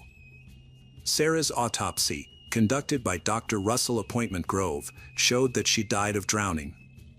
During the autopsy, experts also discovered multiple muscle hemorrhages in the front of her neck and bruises on her head. These injuries were determined to have occurred before her death. However, the cause of these injuries is still unknown. Toxicology tests ruled out the presence of illegal substances or alcohol in Sarah's blood. This makes the question of what caused her death even more difficult to answer. On August 13, 2008, Ryan was arrested on suspicion of murdering his wife. The charge was based on the emergency call, a scene that did not match the reality, and the injuries on Sarah's body. This was enough to charge him with murdering his wife. Ryan and Sarah were very much in love, as friends and neighbors confirmed. They never argued or fought in public and always planned their lives. What caused Sarah's death? In March 2009, the first trial began with emergency line officer Ron Cronenberger taking the stand. He described the phone conversation with Ryan as calm and relaxed. However, Ron Cronenberger also said that Ryan appeared to be just blowing into the tube, pretending to perform CPR. The prosecution argued that the information from the 911 call, the scene, and Sarah's injuries were enough to prove that Ryan killed her by forcing her underwater and drowning her in the bathtub. The main piece of evidence in the case was the bathtub. Police examined the bathtub for fingerprints and found what they believed to be human handprints. These were located closer to the middle of the bathtub. Using a reflective ultraviolet photographic process, fingerprints and stains were found on the bathtub. A fingerprint was found on the forearm, and hair follicle testing determined that it was left by an adult male, but the age of the fingerprint could not be determined. The police called in a medical expert, who testified that falling asleep and dying in a bathtub was unlikely unless illegal drugs or alcohol were involved. According to the expert, the sensation of water on the face could have awakened the person or triggered a reflex response to the airway. Otherwise, the reduction in oxygen in the muscles would have likely awakened the victim. In addition, the pathologist who performed the autopsy was called to testify. He stated that if Sarah had a dry body and wet hair, a likely explanation would be that her head had been pushed off the edge of the bathtub, toilet, or sink. She could have been pushed forward or backward, in running water or in a full bathtub. According to the prosecution's case, Ryan held Sarah's head underwater until she drowned, and on that basis, he should be convicted. Ryan's defense attorney argued that he was innocent, and that he had no motive to kill Sarah. The attorney said that if there had been a violent struggle, as the prosecution argued, there would have been evidence of that. However, there were no injuries on Ryan, and Sarah's fingernails were not broken or chipped. The attorney said that the injuries found on Sarah were the result of prolonged CPR, direct cardiac massage, and multiple attempts at intubation that night in the house, in the ambulance on the way to the hospital, and at the hospital itself. At the defense's request, a second autopsy was performed. Dr. Werner Spitz performed a second autopsy and again confirmed that the cause of death was drowning. He observed injuries to her neck, arms, upper lip, skull, a lacerated liver, and bleeding from her neck, but could not determine whether these injuries were due to CPR. Those present argued that the paramedics had been trying to resuscitate Sarah for about 45 minutes and that the deep bleeding inside Sarah's neck could have been caused by N4 being inserted into the area because paramedics could not reach the veins in her arms. Instead of ruling it a homicide, Dr. Werner Spitz ruled Sarah's death undetermined. The defense said her skin was dry because it dries faster than her hair. They also said that when Ryan found his wife unconscious, he pushed the drain in the bathtub, tried to help her, and called emergency services. This chain of events explains why her body was drier than expected. The water had drained out of the bathtub even before Ryan called 911. However, it is not yet known whether the jury's verdict would have changed if they had received credible evidence that Sarah's medical condition could have caused the drowning. The official reason for denying a new trial was that the jury had made errors in its investigation. Ryan was surprised when Jennifer Cruz came to the prosecutor's office to testify about Ryan's guilt. She said she was friends with Ryan and that he had been in regular contact with her by phone or email. According to Jennifer's testimony, he called on October 26, 2009, at 11:09 p.m. In a very upset voice, he told her that he had beaten Sarah in the living room on the day of her death. Sarah had discovered his infidelity and had seen inappropriate photos. They had argued for a long time, first downstairs and then in the bedroom. Ryan pushed her into the bathroom and left his wife there without checking to see what had happened to her. He was angry, and after calming down, he found Sarah floating in a bathtub full of water. To cover his tracks, he wiped up the water on the bathroom floor with a towel and came up with a plan for the accident. Ryan's attorneys worked hard to prove his innocence. They tried to throw out Jennifer's testimony because they thought it was unreasonable. One obvious example was that no towels were found in the house, including the dryer. And there was no evidence of infidelity in their marriage. The family had no financial problems and never argued. Ryan was described by friends as a kind and helpful person who never showed anger. Ryan would not benefit from his wife's death because he did not have a life insurance policy. Before the third trial began, Jennifer was discredited and barred from testifying. The call that Ryan allegedly confessed to her was not authenticated. In January 2011, a trial was held based on new evidence. The defense argued that Sarah had underlying medical conditions that could have caused her to suddenly lose consciousness and drown. Several medical experts testified in support of the defense, stating that some heart or neurological defect could have led to the loss of consciousness. However, the state's medical experts disagreed with this assessment. The trial also revealed additional details about Sarah's health and daily routine. Her co-workers testified that she often slept in her car before going to work at the dental office due to severe allergies and stomach aches. On the day of her death, Sarah had complained of headaches and stomach aches to her dentist boss. That evening, Sarah talked to a friend and mentioned her headaches and neck pain, and her friend said she looked extremely tired.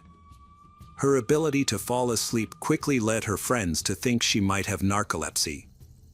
Narcolepsy is a sleep disorder characterized by excessive daytime sleepiness. People with narcolepsy often have difficulty staying awake and need to take frequent naps to cope. However, Sarah's mother, Ruth Ann Stewart, disputed this idea when she testified as a prosecution witness at trial. She claimed that she had never seen her daughter have sleep problems and described Sarah as a healthy and active child with a regular daily routine. Sarah's medical records also supported this claim. As a dental hygienist, Sarah had undergone regular checkups and her last checkup showed no signs of health problems.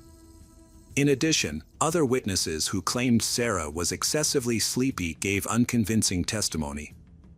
In cases where a person tries to strangle another from behind, the victim often suffers defensive injuries to the arms and legs, as well as injuries to the small bones in the neck. However, Sarah's autopsy did not show any such injuries. The defense urged the jury to consider all the facts surrounding the case, that Ryan had no reason to harm Sarah. Once again, the defense was defeated. After about 12 hours of deliberations, Ryan was convicted of murder and sentenced to 15 years in prison. The jury based their decision on the lack of water on Sarah's body and around the bathtub, and that Ryan's call to 911 was staged. One juror felt that Ryan's demeanor in court was one of the main reasons he believed Ryan was guilty. When the autopsy photos were shown, they felt that Ryan was completely unresponsive. Ryan did not take a stand, although he told the court after the verdict was announced, he loved his wife. He did not hurt her. Ryan remains in custody, awaiting a federal court ruling that could determine his parole status. After 14 years in prison, his first chance for parole will be in July 2025. With each passing year, Ryan holds out hope that the next year will bring him freedom. He continues to maintain his innocence and profess his love for Sarah, insisting that he did not harm her. Ryan's chances of parole in 2025 appear slim, as the parole board tends to favor inmates who show remorse. Since Ryan has always maintained his innocence, he could face an uphill battle for parole. Hi there, investigators. It's time to uncover the truth behind another case. The case of Nicole Lobby. Nicole Lobby, 29 years old, lives with her husband Chris and has a large family in Oregon, USA. Nicole was a beautiful woman, loving wife, amazing mother, and a friend. All she was not afraid to share her faith or her opinion with anyone. Her goal was to make sure that she left this world a better place. When Nicole met Chris, she already had an older daughter. Chris also had 2 daughters, and after they got married, they had a son. Nicole is known for being adventurous, brave, and always looking forward. She overcame a rare cancer and then became very passionate about fitness. Nicole's goal is to become a fitness trainer.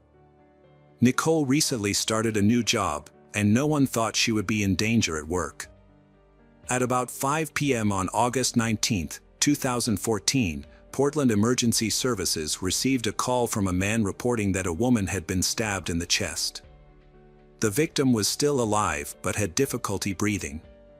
So the witness requested that an ambulance be sent to Timber Creek Apartments as soon as possible.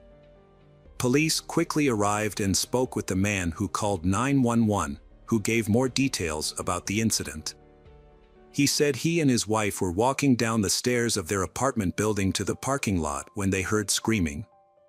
He turned to his right and saw a woman running toward them, screaming, "He stabbed me, he stabbed me." She told the couple she didn't know the attacker, but he was wearing camouflage pants and a black hoodie. The manager of Timber Creek Apartments identified the victim as Nicole Lobby, 29, a coworker. Nicole was a leasing consultant and had been working there for several weeks. On August 19, during her work hours, she drove a trolley around the complex delivering letters asking for lease renewals. Along with each letter, Nicole gave each resident a balloon tied to a bag of popcorn. When she was done, she marked each apartment on a map in the trolley. Based on Nicole's notes and the map, detectives determined that the attack may have occurred on a specific stairwell in Timber Creek at the time residents heard Nicole screaming. The attacker may have been waiting for her under this stairwell. There was also a trail of blood from the stairwell and flyers scattered at the bottom of the stairs. During the Washington County Sheriff's Office investigation, several witnesses reported seeing a suspicious young man wearing a black hoodie and camouflage pants near Timber Creek at the time of the attack. Combining the reports and the timing of the sightings, detectives determined the suspect's route through Timber Creek. More than 20 officers were involved in this intensive investigation, assisted by K-9 dogs. The Washington County Search and Rescue Team searched the woods along Cedar Mill Creek, a stream that runs through the Timber Creek residence. During the search, they found several items that were sent to a lab for analysis. Detectives did not disclose the exact findings but said they were investigating every possibility.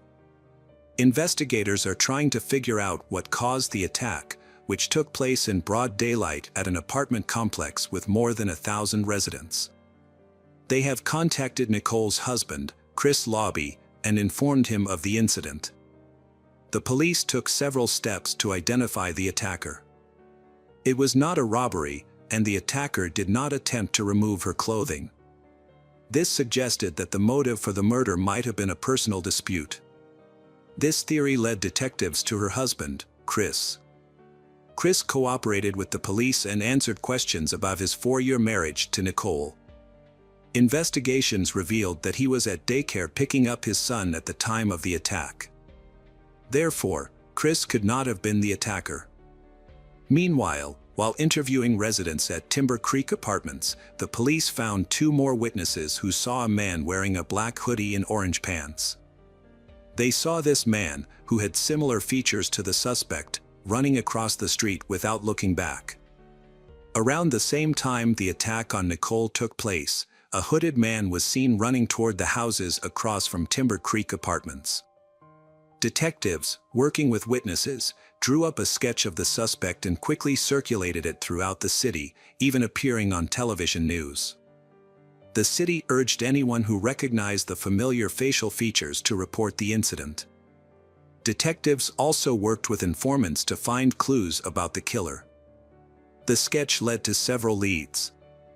A man said his son knew a man who matched the sketch. His name was Taylor, and he had recently threatened others with a knife. Police found Taylor and brought him in for questioning. Taylor said strange things and seemed to have mental problems. When asked about Nicole, he did not hesitate to admit that he had killed her. However, Taylor's testimony was inconsistent, as he only mentioned information that had already been in the newspaper and gave irrelevant details. As a result, the police eliminated him as a suspect. After the sketch of the suspect appeared in the newspaper, the police received a tip about a man named Nick who had a criminal history. Nick looked similar to the suspect in the sketch. However, he had never done anything similar to what happened to Nicole. He had run-ins with the law before, but he had never physically harmed anyone. The police interviewed Nick and found his behavior disturbing. When asked about Nicole and the crime, he denied any involvement and asked for a lawyer. The police then obtained a search warrant for Nick's home. They found a black hoodie and orange pants, but the hoodie did not match the witness description because it had a bright white logo on the front.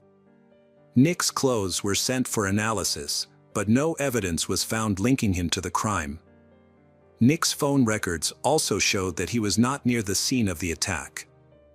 As a result, the police eliminated Nick as a suspect, and the case went cold. Nicole's family is going through a very difficult time. In an interview with reporters, Chris Lobby shared that he can't stop thinking about what happened to Nicole. He said, "The hard thing is that there are so many unanswered questions. I keep thinking about what happened, different scenarios, and there are no answers to any of them." The police were concerned that the perpetrator might strike again, and their worries became a reality. 3 weeks after Nicole's death, on September 13, 2014, the Eugene Police Department received an alarming call.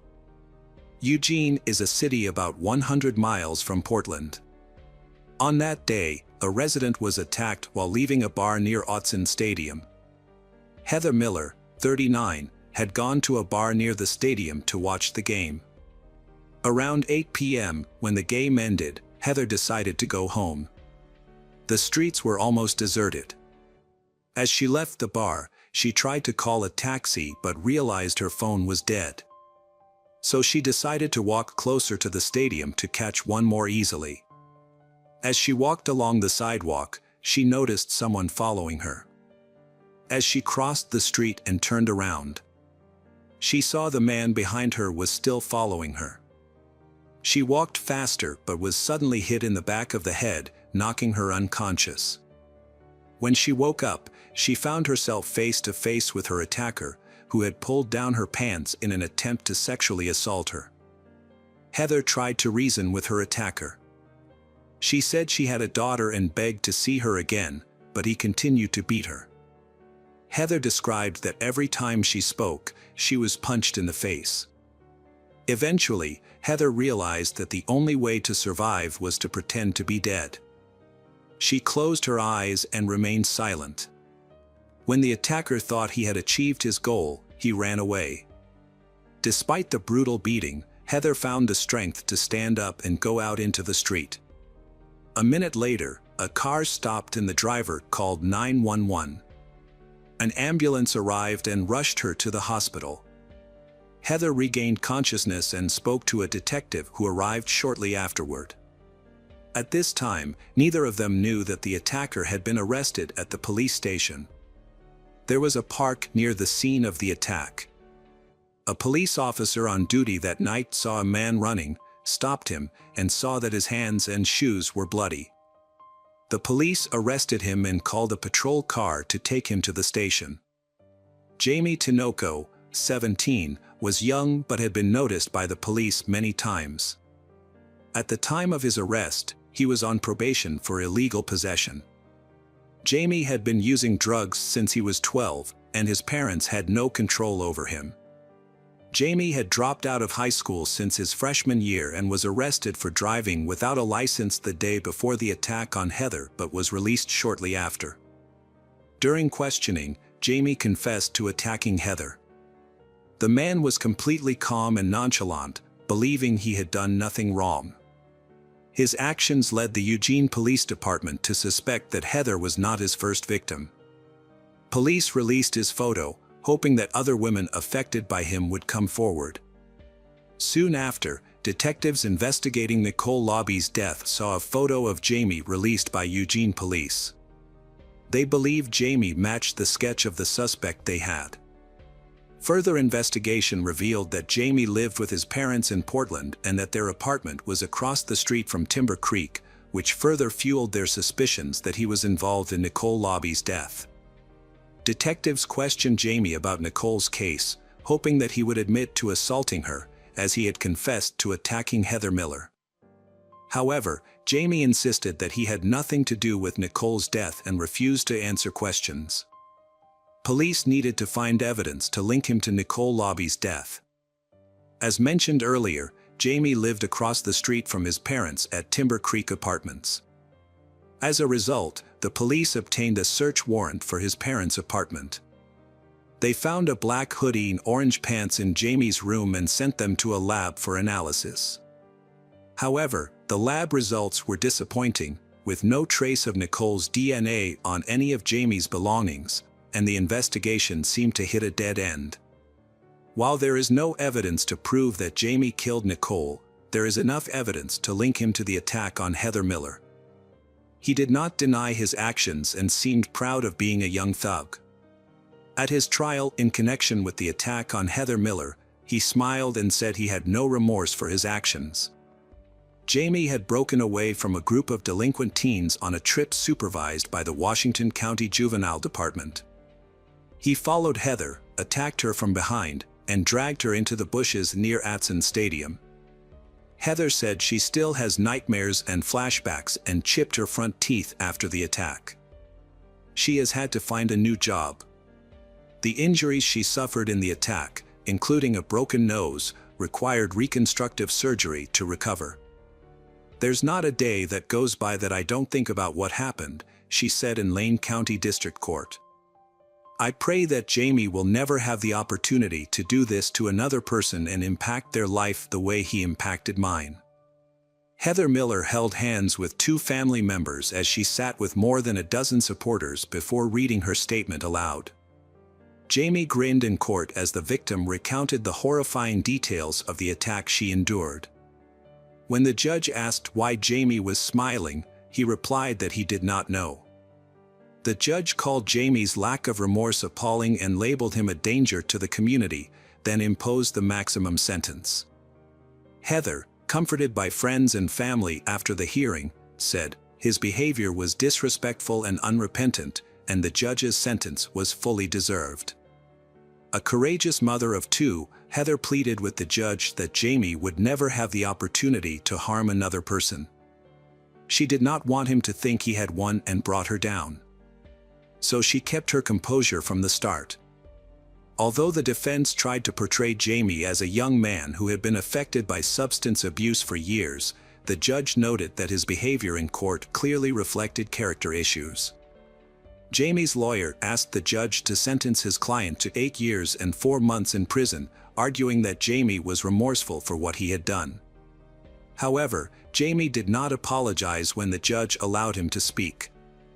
He refused to make any statements. Judge Deborah Vogt sentenced Jamie to 14 years and 2 months in prison, explaining that his lack of remorse justified the harsh sentence. "The community needs to be protected from a dangerous man like this," she said. "As much as people want me to see him as a boy, I can't." When Jamie becomes eligible for release, he will be in his early 30s and will have to register as a sex offender for the rest of his life.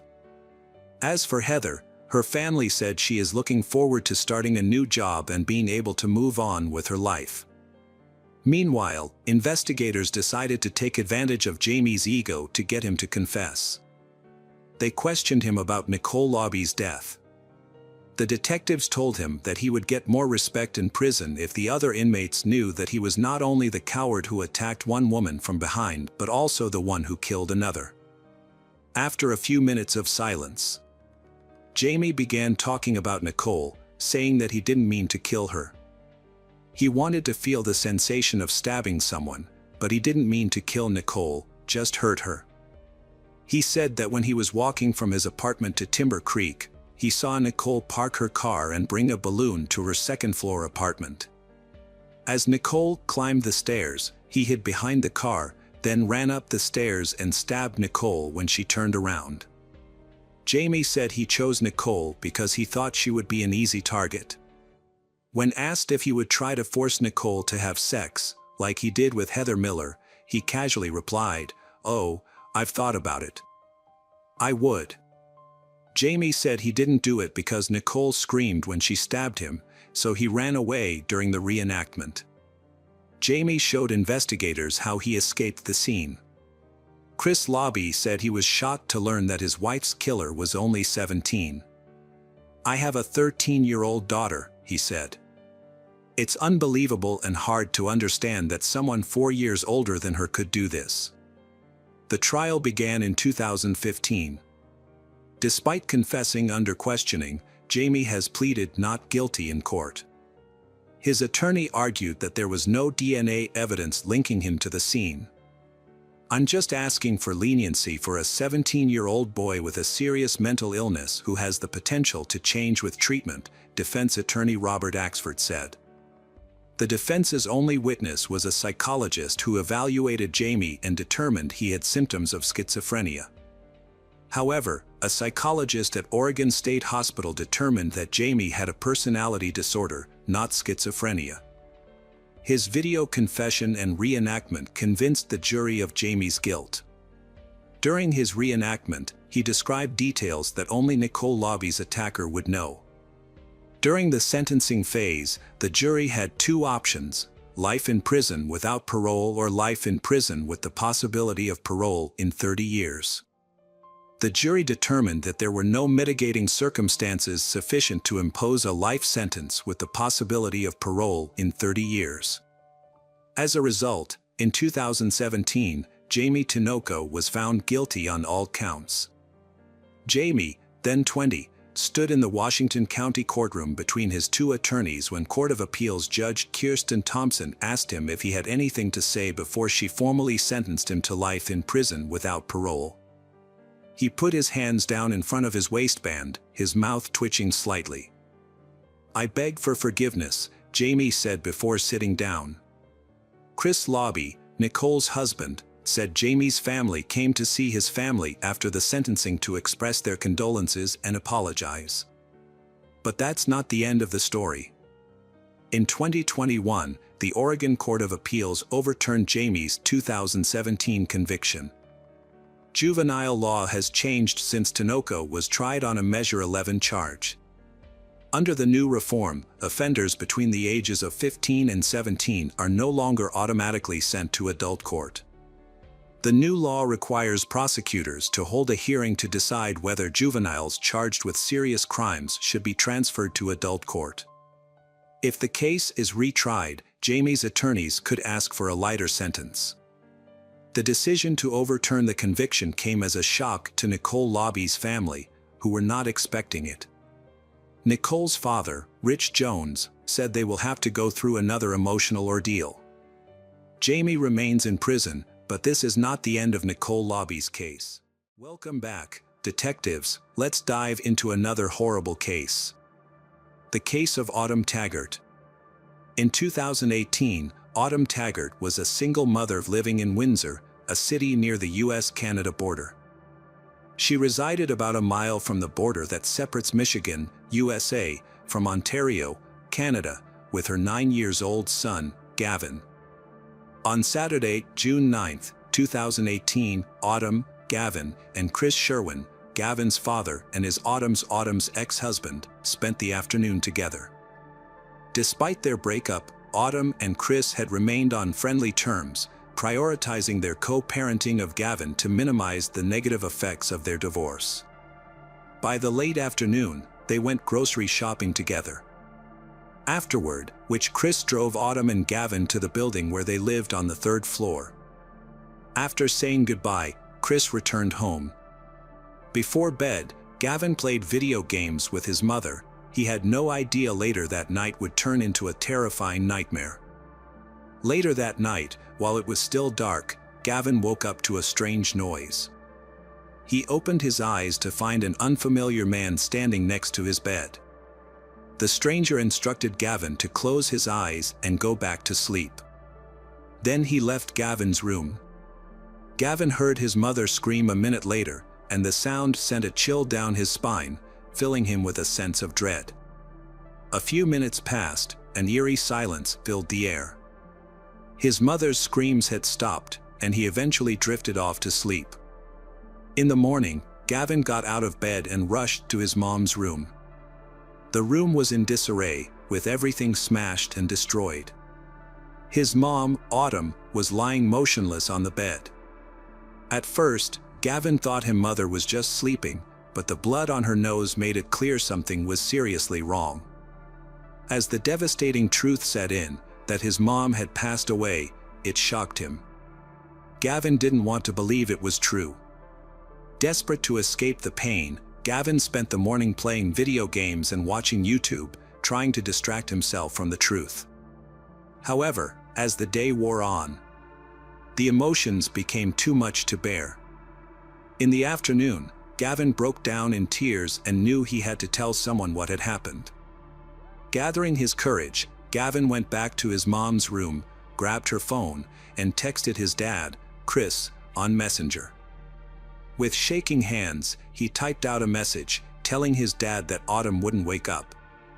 As soon as Chris received the message, he and his girlfriend rushed to Gavin's house. After parking, Chris exited his car and saw his son standing behind a sliding glass door on the third floor of the building. Since Chris didn't have an electronic key to enter, Gavin came downstairs to let him in. Chris then asked his son to stay with his girlfriend while he checked on Autumn, who was not waking up. Upon entering the apartment and bedroom, Chris found Autumn pale and bruised, with a bloody nose. He immediately called 911, and the police and ambulance responded to the scene. However, the paramedics declared Autumn dead due to the severity of her injuries and evidence of a struggle in the bedroom, ruling out the possibility of an accident. As investigators searched the apartment for evidence, a specialist interviewed Gavin to gather more information. The boy revealed that a stranger had entered their house and told him to go back to sleep. He reported hearing his mother's screams, which eventually stopped.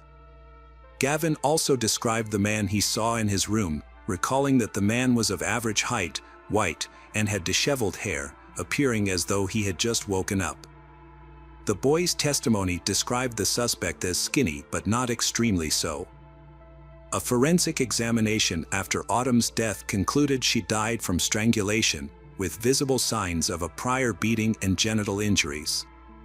Male DNA was also found on Autumn's body. The police investigated to answer three main questions. How did the perpetrator gain entry to the apartment? What was the motive behind the crime? And most crucially, the identity of the suspect. The police quickly ruled out the possibility that the killer was a tenant in the building. Since Gavin was familiar with all his neighbors, and the man he saw on the night of the crime was a stranger to him, this led them to look elsewhere for a suspect. To enter Autumn's apartment, the perpetrator needed more than just an electronic key to the building. However, there were no signs of forced entry on the door leading to the apartment. This initially led investigators to consider two possibilities. Autumn might have let the perpetrator in herself or forgotten to lock the door. Investigations later revealed that neither assumption was correct. The perpetrator had instead climbed to the third floor, starting from the balcony on the second floor, then accessing the apartment Autumn's as the door was open.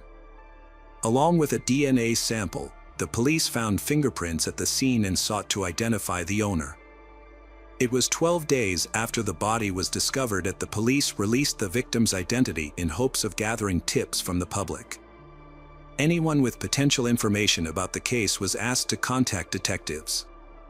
On the night of the crime, a witness reported seeing a new black SUV, believed to be a Honda Pilot, in the parking lot next to the building. The SUV was present until around 6 a.m. Detectives suspected that the SUV's owner might be connected to Autumn's death, speculating that the perpetrator could have used the vehicle's roof as a stepping point to access the balcony. This building had distinctive protrusions at its corners that could have aided the perpetrator in climbing from the second floor to the third. During their investigation, police analyzed mobile phone activity around Autumn's residence on the night of the incident. The nighttime occurrence actually simplified their task, as most people were asleep, resulting in fewer active phone numbers in the area. Detectives discovered that one of the phone numbers belonged to Autumn's neighbor, Michelle. Although Michelle lived in the same building as Autumn, she said in an interview with police that she knew nothing. However, phone records showed that not only was Michelle on the phone while in her apartment, but she also traveled throughout the city multiple times. Additionally, she had turned off her phone around the time of the incident. While the phone's location indicated she was either in or near her apartment at the time, the exact location was difficult to pinpoint due to the inherent margin of error in location tracking. Detectives went back to question Michelle again, sensing she was hiding something about the case. At first, she denied knowing or hearing anything, but when police warned her that withholding information could make her an accomplice, she opened up. Michelle revealed that around 2 a.m., a man named Jitesh Bogle contacted her and her boyfriend, seeking to buy an illicit substance and was interested in hiring an escort girl. Michelle and her boyfriend agreed to meet Jitesh. They first stopped at an ATM, where Jitesh withdrew cash. Then, Jitesh purchased some of the substance from Michelle and her boyfriend, who were its dealers. However, Jitesh asked them to sell him more. Michelle instructed Jitesh to drive to the parking lot near her building. Once they arrived at the building, the three of them took illicit substances. Then, Michelle and her boyfriend decided to steal the remaining drugs and escape, leaving Jitesh behind. Remarkably, before running away, Michelle hid a bag of this addictive substance in her genital area. Although the details of how she did this are not provided, it is an important fact that will become relevant later. According to Michelle, she and her boyfriend grabbed the substance and some of Jitesh's cash and ran to the building's entrance. They then entered their apartment and locked themselves in, remaining quiet and keeping the lights off. Since Jitesh didn't have an electronic key, he was unable to enter the building. He also refrained from shouting or honking his car horn, fearing someone would alert the police. From their apartment window, Michelle and her boyfriend observed shoe marks on the roof of Jitesh's car. Jitesh drove away around 6 a.m. Investigators hypothesized that Jitesh had attempted to sneak into the building to retrieve the stolen substance and money. However, not knowing Michelle's apartment, he likely entered Autumn's apartment by mistake. The police now have the phone number and photo of suspect Jitesh. The image was captured from a bank security camera, where Jitesh had withdrawn cash to purchase the substance, and an ATM camera also took his picture. After verifying the phone number, investigators discovered that he was a 27-year-old Canadian citizen. He worked as a car development engineer in Warren, Michigan, and owned a black Honda Pilot SUV. Initially, Jitesh regularly commuted to Windsor, Canada, by crossing the river via bridge or tunnel. However, authorities tracked his movements, revealing he had left Canada on the morning of June 10, the day Autumn died, and he has not returned to the country since. Following the release of information about a black SUV at Autumn's house, Jitesh sold his vehicle. The Canadian police collaborated with their American counterparts, learning that Jitesh planned to relocate from Michigan to Washington State, where his parents resided in Kent. After relinquishing his job and left Canada, Jitesh's actions raised suspicions. Nevertheless, the police required concrete evidence to make an arrest and facilitate his extradition to Canada. To investigate Autumn's death, the Windsor police sought assistance from the U.S. National Security Agency to track Jitesh's movements. A DNA sample found on Autumn's body likely belonged to the suspect, Jitesh, but a confirmed match was needed. Jitesh, attempting to evade detection, made several attempts to disguise himself. He shaved his beard and wore blue contact lenses to alter his appearance. However, Jitesh eventually made a mistake. During a visit to a bar in Warren, he left behind a used glass, which U.S. agents seized to obtain his DNA. The comparison of Jitesh's DNA to the DNA on Autumn's body took time, but the outcome was predictable. The test confirmed that the DNA on Autumn's body belonged to Jitesh. On August 17, 2018, over 2 months after Autumn's death, Jitesh was arrested at his parents' residence in Kent, Washington. The arrest caught Jitesh off guard, as he seemed to believe he had evaded detection. U.S. authorities have initiated the process of extraditing Jitesh to his home country. In the extradition documents, the prosecutor stated that Jitesh is a threat to society, at risk of fleeing, and unpredictable. Following this development, Canadian police charged Jitesh with the murder of Autumn Taggart. Due to national restrictions, it was not until November 2021 that Jitesh's trial took place. The trial was held across 3 separate courtrooms. In the main courtroom were the judge, the prosecutor, the jury, Jitesh, and Jitesh's defense team, all present for the proceedings.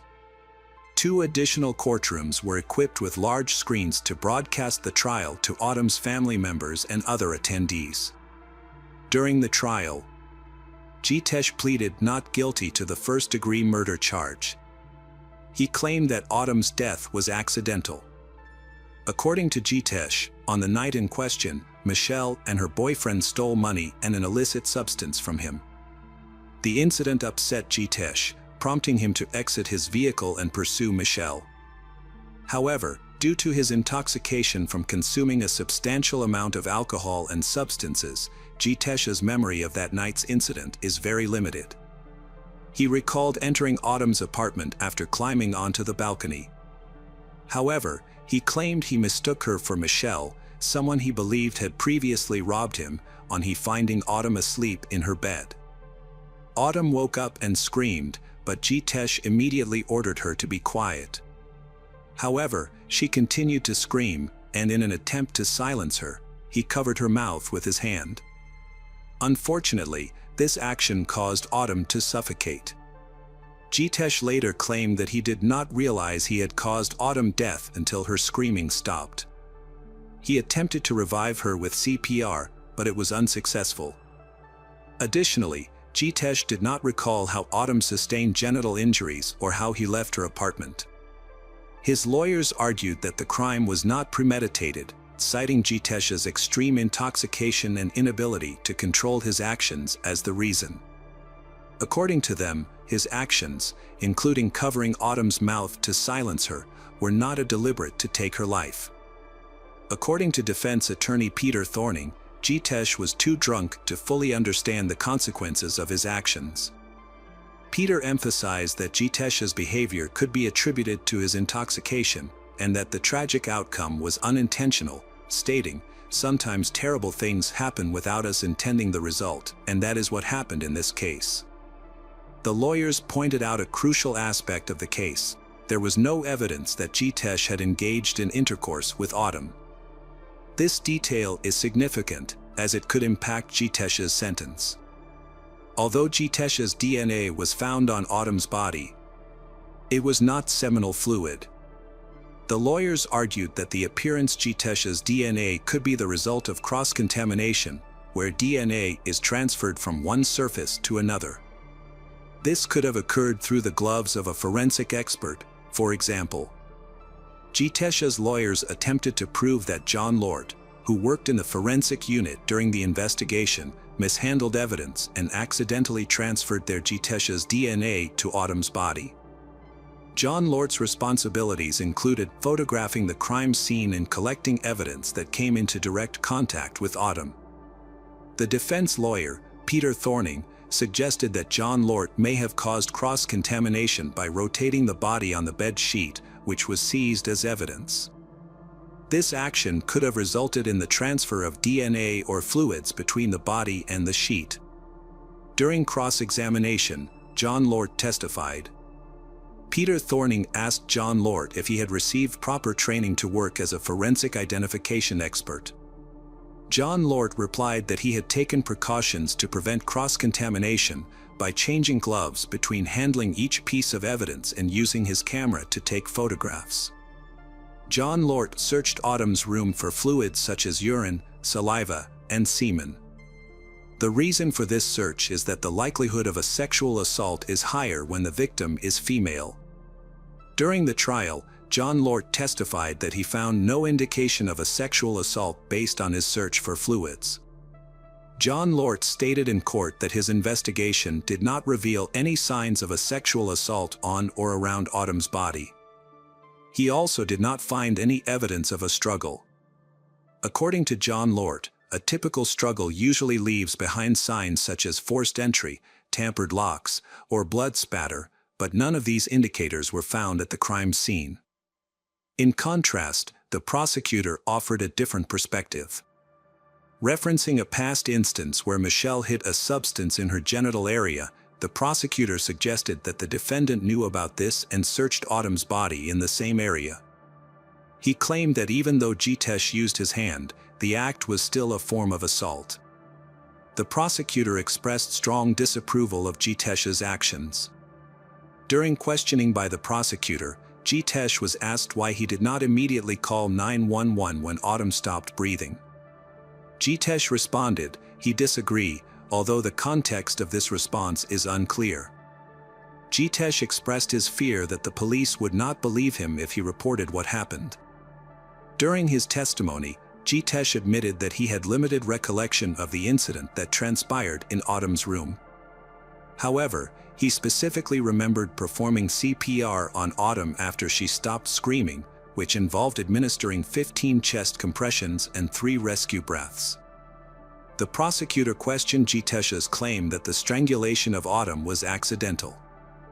The prosecutor argued that if the defendant's intention was simply to silence Autumn, he could have achieved this by covering her mouth, rather than also closing her nose. This deliberate action, the prosecutor suggested, indicates that the defendant understood the consequences of his actions. Autumn's son, Gavin, also provided testimony during the trial. Gavin's testimony was given in a separate room from the main courtroom, accompanied by a support worker. Gavin said someone came into his room and spoke to him, but he doesn't remember what they said.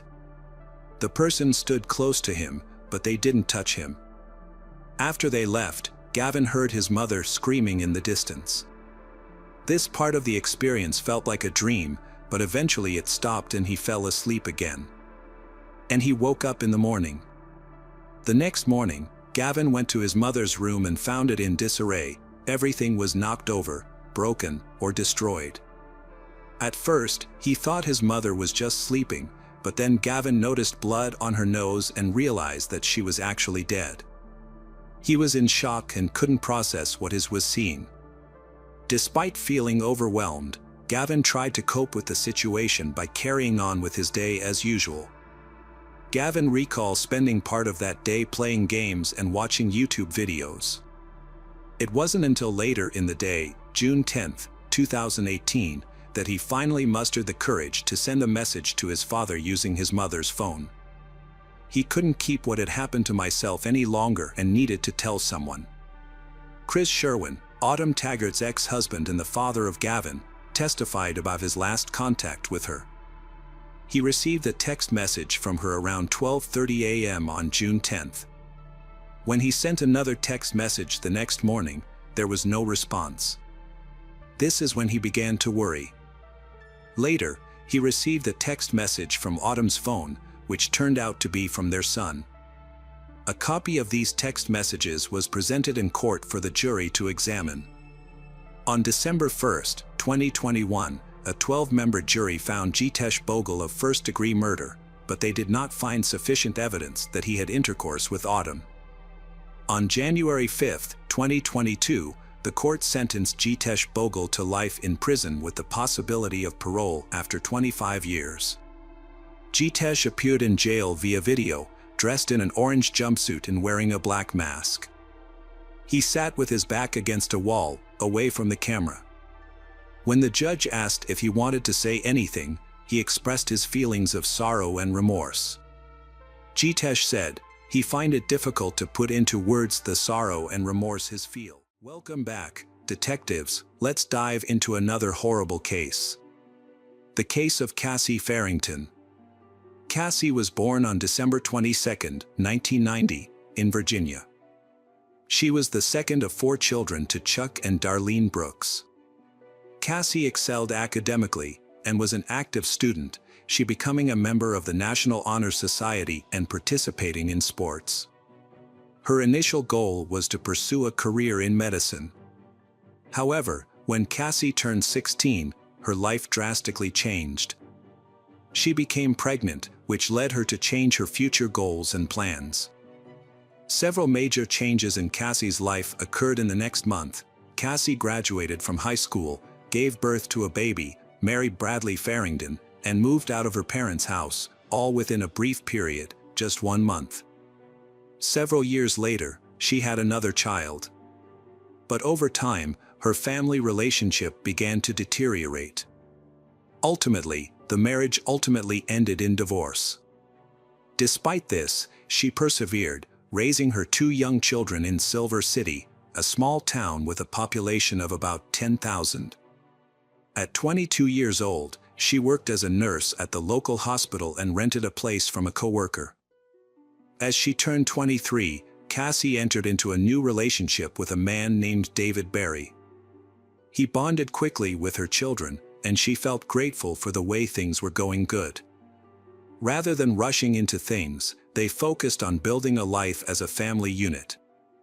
Cassie confided in her loved ones and co-workers that David had brought happiness to both her and her children, and she was hopeful that this new relationship would bring her the peace and happiness she had been missing after her previous failed marriage. On March 24, 2014, Cassie phoned her parents after finishing her night shift at the Silver City Hospital. They chatted for a few minutes, during which she shared her plan to drive home, pick up her children, and take them to school. Afterward, she intended to return home and rest for a couple of hours before picking her children up from school later that day.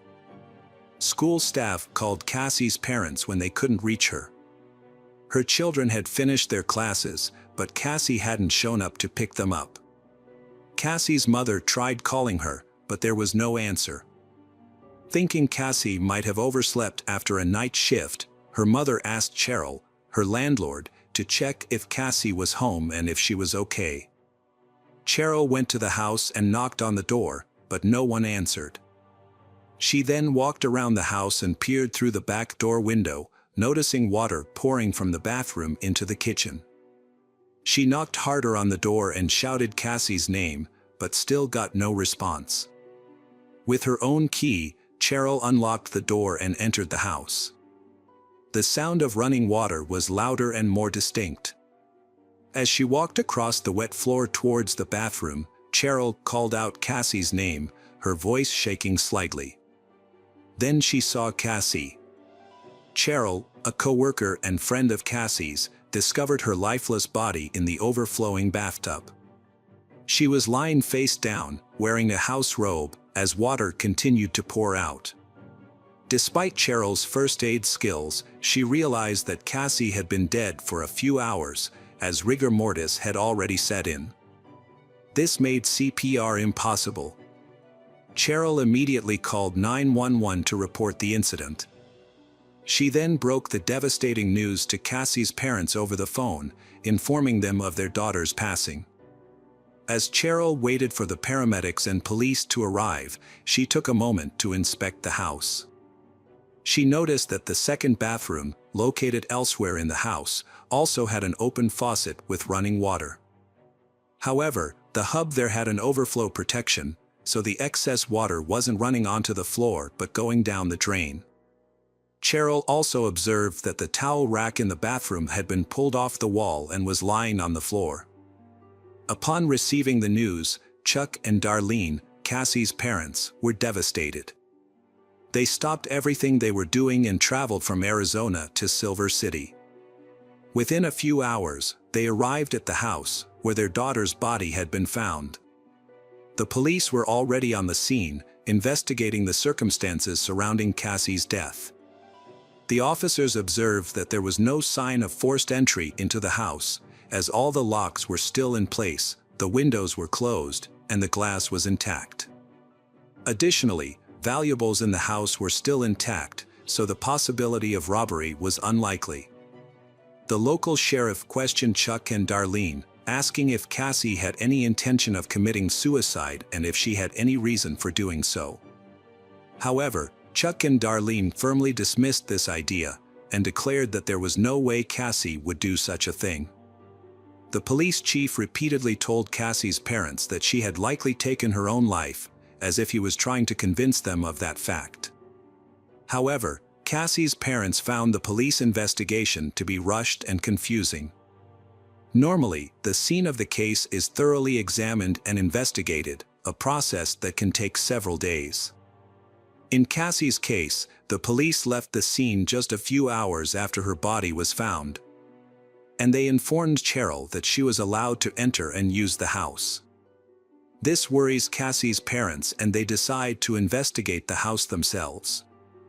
After finding water still in the bathtub, they emptied it and discovered black streaks on the sides of the tub that resembled the marks left by rubber-soled shoes. They also found Cassie's glasses, hair band, and a coat hanger in various places on the floor.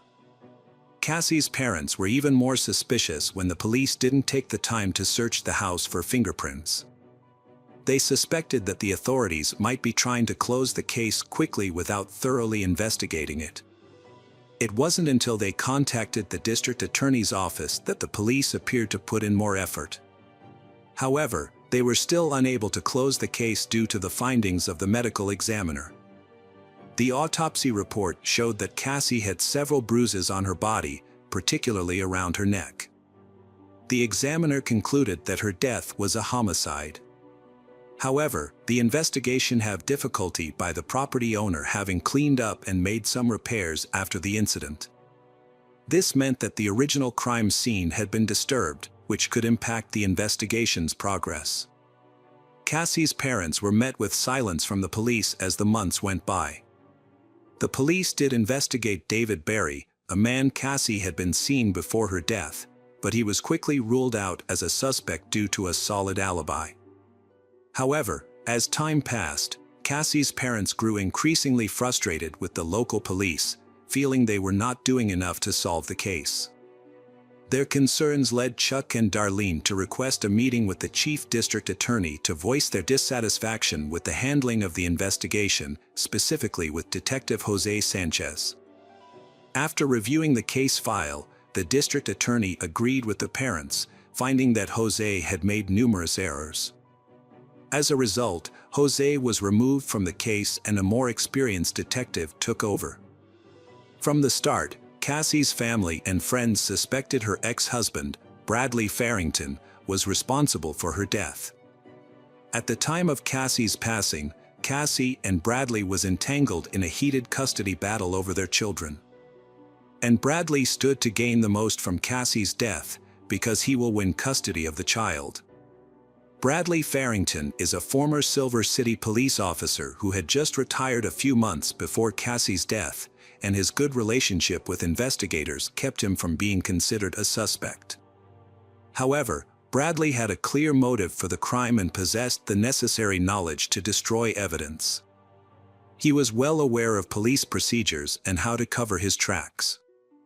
For example, the bath water will wash away any remaining DNA evidence on the body, as well as erase shoe prints on the floor.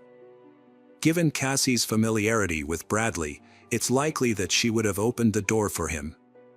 Unfortunately, due to the poor handling of the investigation by the local police, so any evidence linking Bradley and to the crime scene was lost and could not be restored.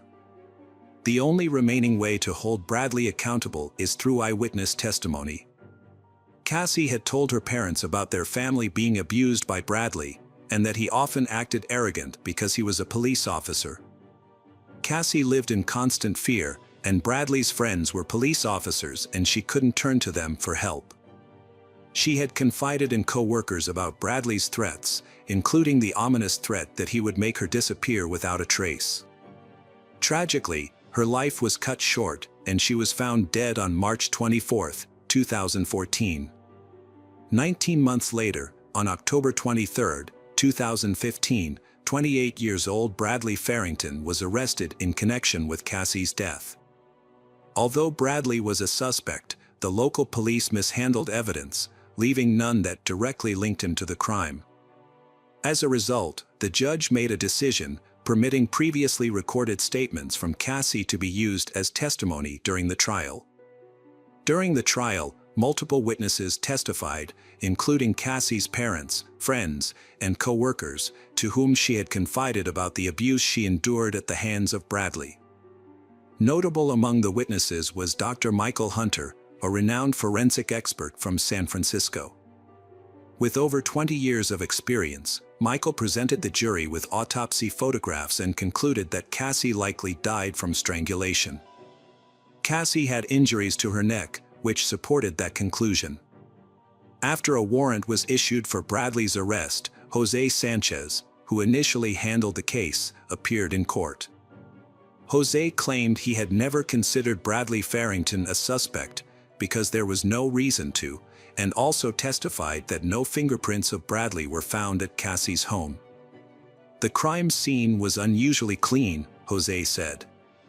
He believed the scene was cleaned after the crime was committed, which explains why no fingerprints were found. After 4.5 hours of deliberation, the jury found Bradley Farrington guilty on September 7, 2018. Bradley was sentenced to life in prison with the possibility of parole after 30 years. He later filed an appeal with the New Mexico Supreme Court in 2020.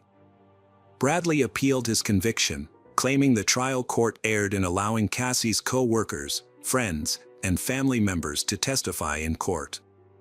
However, the state's highest court declared it had enough evidence to convict Bradley and rejected his appeal. Hi everyone, thanks for returning. Let's unravel another perplexing mystery. The case of Jaden Parkinson. Jaden Parkinson, born on September 26, 1996 in Folkestone, United Kingdom, Jaden is the youngest of 3 children. Her parents had a strained relationship. Family problems led to her parents' divorce when Jaden was only 7 years old. Jaden lives with her father. Although Jaden lives with her father, the relationship with her mother Samantha Shuri remains strong. Jaden and her mother talk on the phone every night. As Jaden entered her teenage years, her life became increasingly unstable. Her father often ignored her, she began smoking and drinking, and spent time living with both parents. At the age of 13, Jaden ran away from her father's house and moved in with her mother, eventually winning a court order allowing her to stay there. Jaden was in a relationship with Ben Blakely, whom she met at the age of 14. Blakely had a profound influence on her, gradually changing her over time. Jaden was 15 when she started dating Ben, 20. The significant age gap worried Jaden's mother, but she couldn't stop her daughter from falling in love. Initially, their relationship was loving and romantic, but it gradually deteriorated over time. And their relationship became increasingly strained. Ben controlled every aspect of Jaden's life. She stopped wearing makeup and became increasingly withdrawn. He dictated what clothes she wore and isolated her from family and friends. As a result, Jaden moved out of her mother's house and into a shelter for women who were victims of domestic violence. Although the shelter's rules forbade Ben from visiting, he continued to exert complete control over Jaden's life. Jaden and Ben frequently had arguments, and at one point, Jaden even warned the hostel staff about Ben's aggressive behavior towards her. Ben exerted significant control over Jaden, dictating her every move and restricting her freedom. He took away her mobile phone, convincing her that she didn't need anything else as long as she had him. Ben also prohibited her from interacting with men and monitored her social media activity. As a result, Jaden stopped attending school. Jaden's communication with her mother, which was once a daily occurrence, dwindled to just 1 or 2 conversations per month. Her mother, Samantha, urged Jaden to return home and end the relationship with Ben, but Jaden refused. Ben's control over Jaden was both psychological and physical, and where Jaden was seen with visible bruises on her face. On November 30, 2013, Jaden announced to her mother that she was pregnant. Hoping to change Ben, she believed that the baby would bring positive changes to their relationship and his lifestyle. Jaden envisioned the baby would bring them closer together, and that Ben would return to the caring person she first met. Unfortunately, Ben has not changed. Once Ben gained complete control over Jayden, his true nature emerged. He isolated her from friends and family, leaving her financially dependent on him. The situation escalated to the point where Jayden was confined to her room, even restricted from using the bathroom without permission. Unbeknownst to Jayden, Ben was secretly dating other women, exerting the same manipulative control over them. Samantha learned about her daughter Jayden's pregnancy and asked her to come home, but Jayden declined, not wanting to cause her mother more trouble. When Jayden told her Ben about the pregnancy, he became enraged and denied being the father. He even threatened to post intimate photos and videos of Jayden on social media. Fearing Ben would follow through on his threat, Jayden reported him to the police a few days before she went missing. Ben had around 30 explicit photos and 13 videos of Jayden, which she desperately wanted to keep private. On December 3rd, Jayden failed to return to her hostel for the night. Knowing about the problems in Jayden's life, the police tried to find her, but were unsuccessful. They contacted Jayden's mother Samantha by phone, but she did not know where Jayden was. On December 4, 2013, police received a report that Jayden was missing. Police contacted Jayden's boyfriend, Ben, to see if he had any information about her disappearance. However, Ben was uncooperative and hung up several times, claiming that he did not know where Jayden was, Jayden having run away from home several times before, so her initial disappearance didn't raise immediate concerns. The next day, Ben was arrested and taken to the police station, but not in connection with Jayden's disappearance. The arrest was due to a report that Jayden had filed a few days earlier, stating that she feared Ben would post private photos of her online. The police questioned Ben. Ben denied any intention to post the photos and was released on bail the same day. Samantha distributed flyers with Jayden's picture. In addition to distributing flyers, she also used social media platforms to publicize Jayden's disappearance, hoping to get clues for the case. The police analyzed security footage. They collected surveillance camera footage from the motel where Jayden lived. The footage showed the girl going out to meet Ben but, then, did not return to her residence. On December 3rd, Jayden was seen again at Oxford railway station. Surveillance footage captured her walking inside with Ben, and nothing unusual occurred in the video. After tracking their movements, police discovered that Ben and Jayden had taken the train to Didcot, a town about 10 miles from Oxford. Jayden's last known location was the railway station in Didcot, where the footage showed her and Ben leaving the building. In the past, whenever Jayden ran away, she would usually contact her family within a day or two to let them know she was safe. This time, however, was different. Jayden had not contacted her family or friends, and there was no activity on her social media accounts. After reviewing surveillance camera footage showing Jayden boarding the train with Ben, he became the prime suspect in her disappearance. Police were certain that Ben knew where Jayden was and what had happened to her. The footage revealed that Ben returned to the train station alone, and there was no further sighting of Jayden. 1 week later, on December 10, 2013, Ben Blakely was arrested by the police.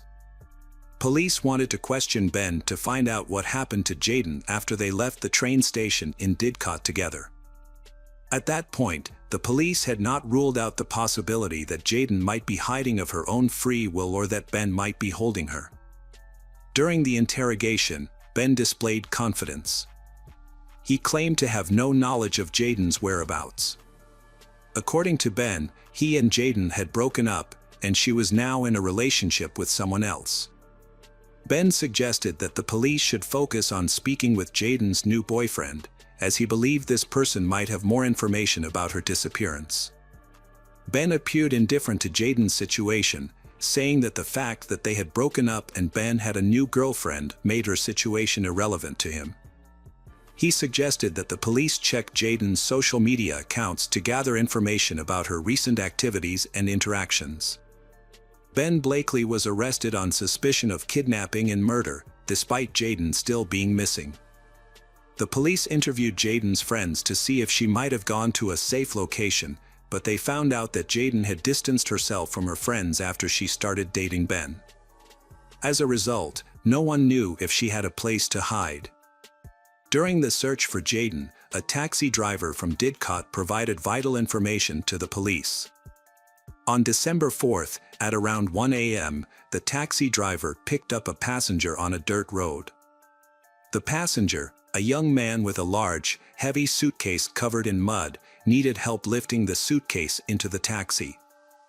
The taxi driver became suspicious and wondered if he had accidentally witnessed a crime. The investigation revealed that the person who called the taxi was Ben Blakely's mobile phone.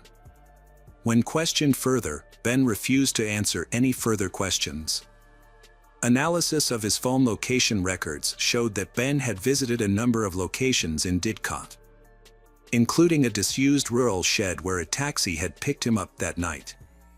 A team of police officers and sniffer dogs searched the shed as part of the investigation.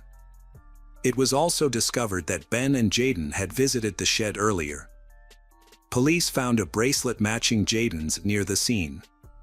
Trained sniffer dogs indicated the presence of a body inside the shed, but Jayden's body was not found.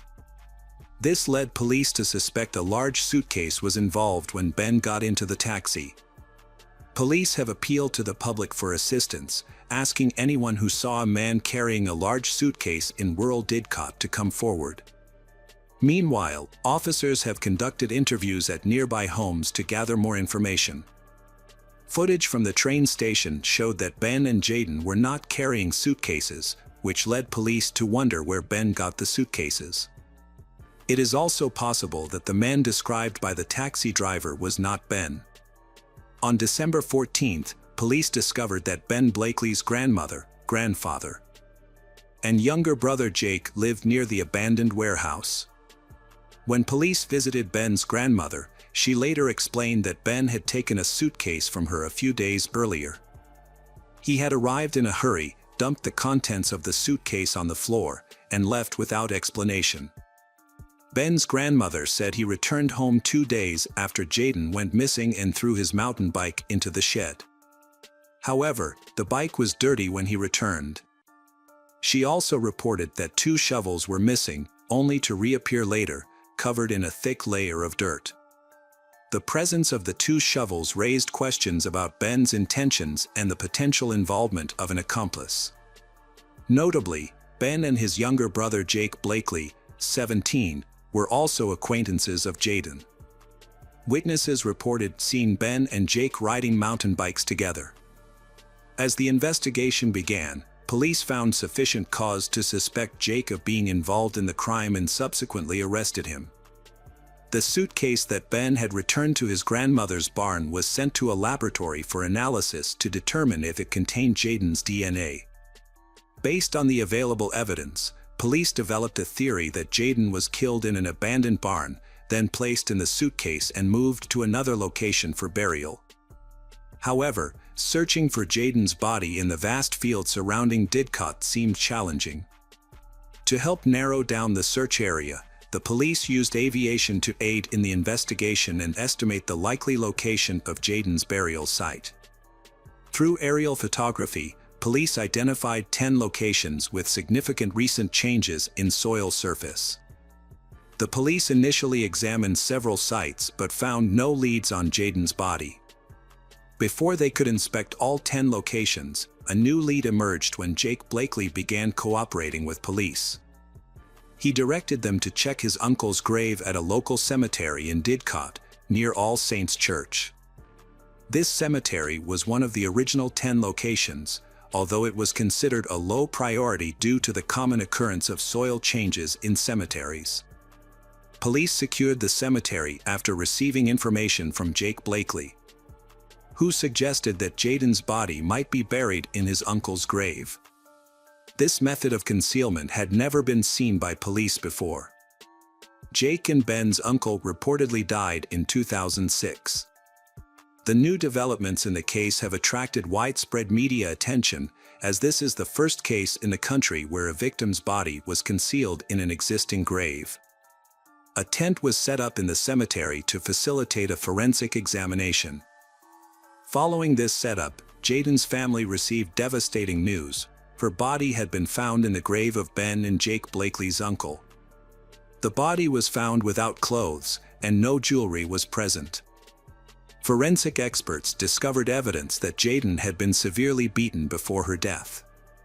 Specifically, her neck showed signs of strangulation, which was confirmed as the cause of death by the pathologist, with asphyxia being the official cause.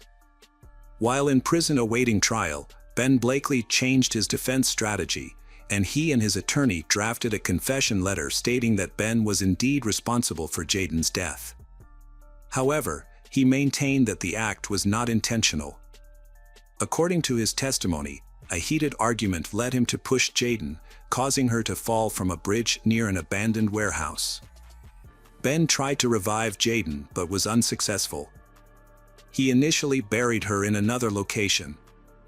He then moved the body to the cemetery, where it was buried in his uncle's grave. However, the autopsy results contradicted his story. There was no evidence that she had fallen, but instead, her face showed signs of blunt force trauma. The official cause of death was asphyxiation by strangulation, suggesting that Ben's story was not true. Ben Blakely was trying to reduce his guilt in Jaden's death. Jaden's father passed away due to heart problems before the trial started. On June 23, 2014, Ben Blakely was in court, and it became clear that he showed no regret for his actions. His behavior was provocative and aggressive, revealing his indifference to taking the life of Jaden and her unborn child. During the 4-week trial, it was revealed that Ben Blakely from Reading, Berks, had a history of being a violent and controlling partner. 3 of his previous girlfriends testified against him, sharing their experiences of being in abusive relationships with him. They reported that he would confiscate their phones, physical assault them, and even grab them by the throat if they responded back or if he suspected them of cheating. Throughout the trial, Ben received multiple warnings from the judge for using profanity in the dock and on the witness stand, where he repeatedly shouted at the prosecutor, Richard Leam. His outbursts were so intense that Jaden's mother and other family members were forced to leave the courtroom in tears on multiple occasions. The judge, Patrick Eccles, was also pushed to his limits. He ordered Ben Blakely to be taken to the cells to continue the trial without him. Jake Blakely, who was under 18 at the time, said he had no idea what was inside the suitcase and thought he was burying weapons or dead animals. He was persuaded by his brother, Ben, who promised him an Xbox console and $100 in exchange for carrying out the mission. The prosecutor alleged that the crime was premeditated, suggesting that Ben Blakely intentionally took Jaden to a secluded location where he could commit the crime without being seen. It is believed that Blakely's actions were driven by a desire to control Jaden's life, which was disrupted by her pregnancy and her desire to start anew. Ben Blakely, who did not want to become a father. Jaden's mother, Samantha Shrewsbury, has spoken out in support of creating a domestic violence registry. In an interview with Sky News, she expressed her desire to prevent other families from experiencing similar tragedies. She recalled the traumatic experience of identifying her daughter's body and stated that the memory would haunt her forever. In the year leading up to Jaden's death, Samantha believed that Jaden was the target of Ben's abuse. Samantha remembers an incident where Ben came to Samantha's apartment building the day after he verbally and physically abused Jaden.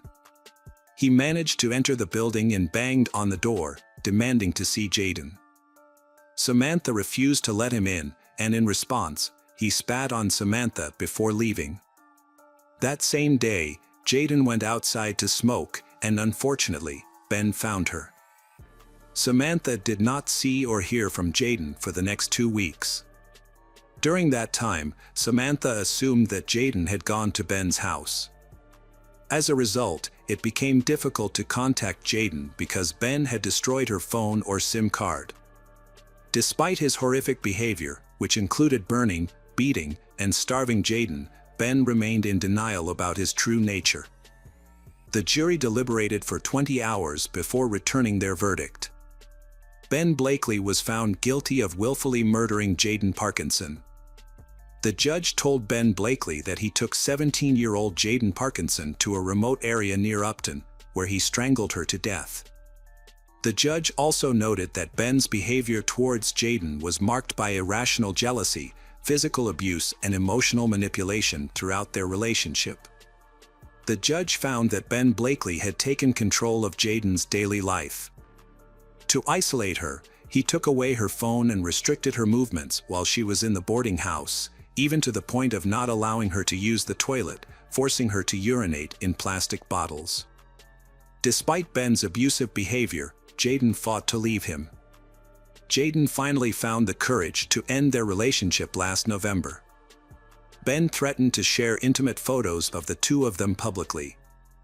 The court sentenced Ben Blakely, who was sentenced to life in prison for attempted murder. Ben's younger brother, Jake Blakely, was sentenced to 3 years in prison for perverting the course of justice.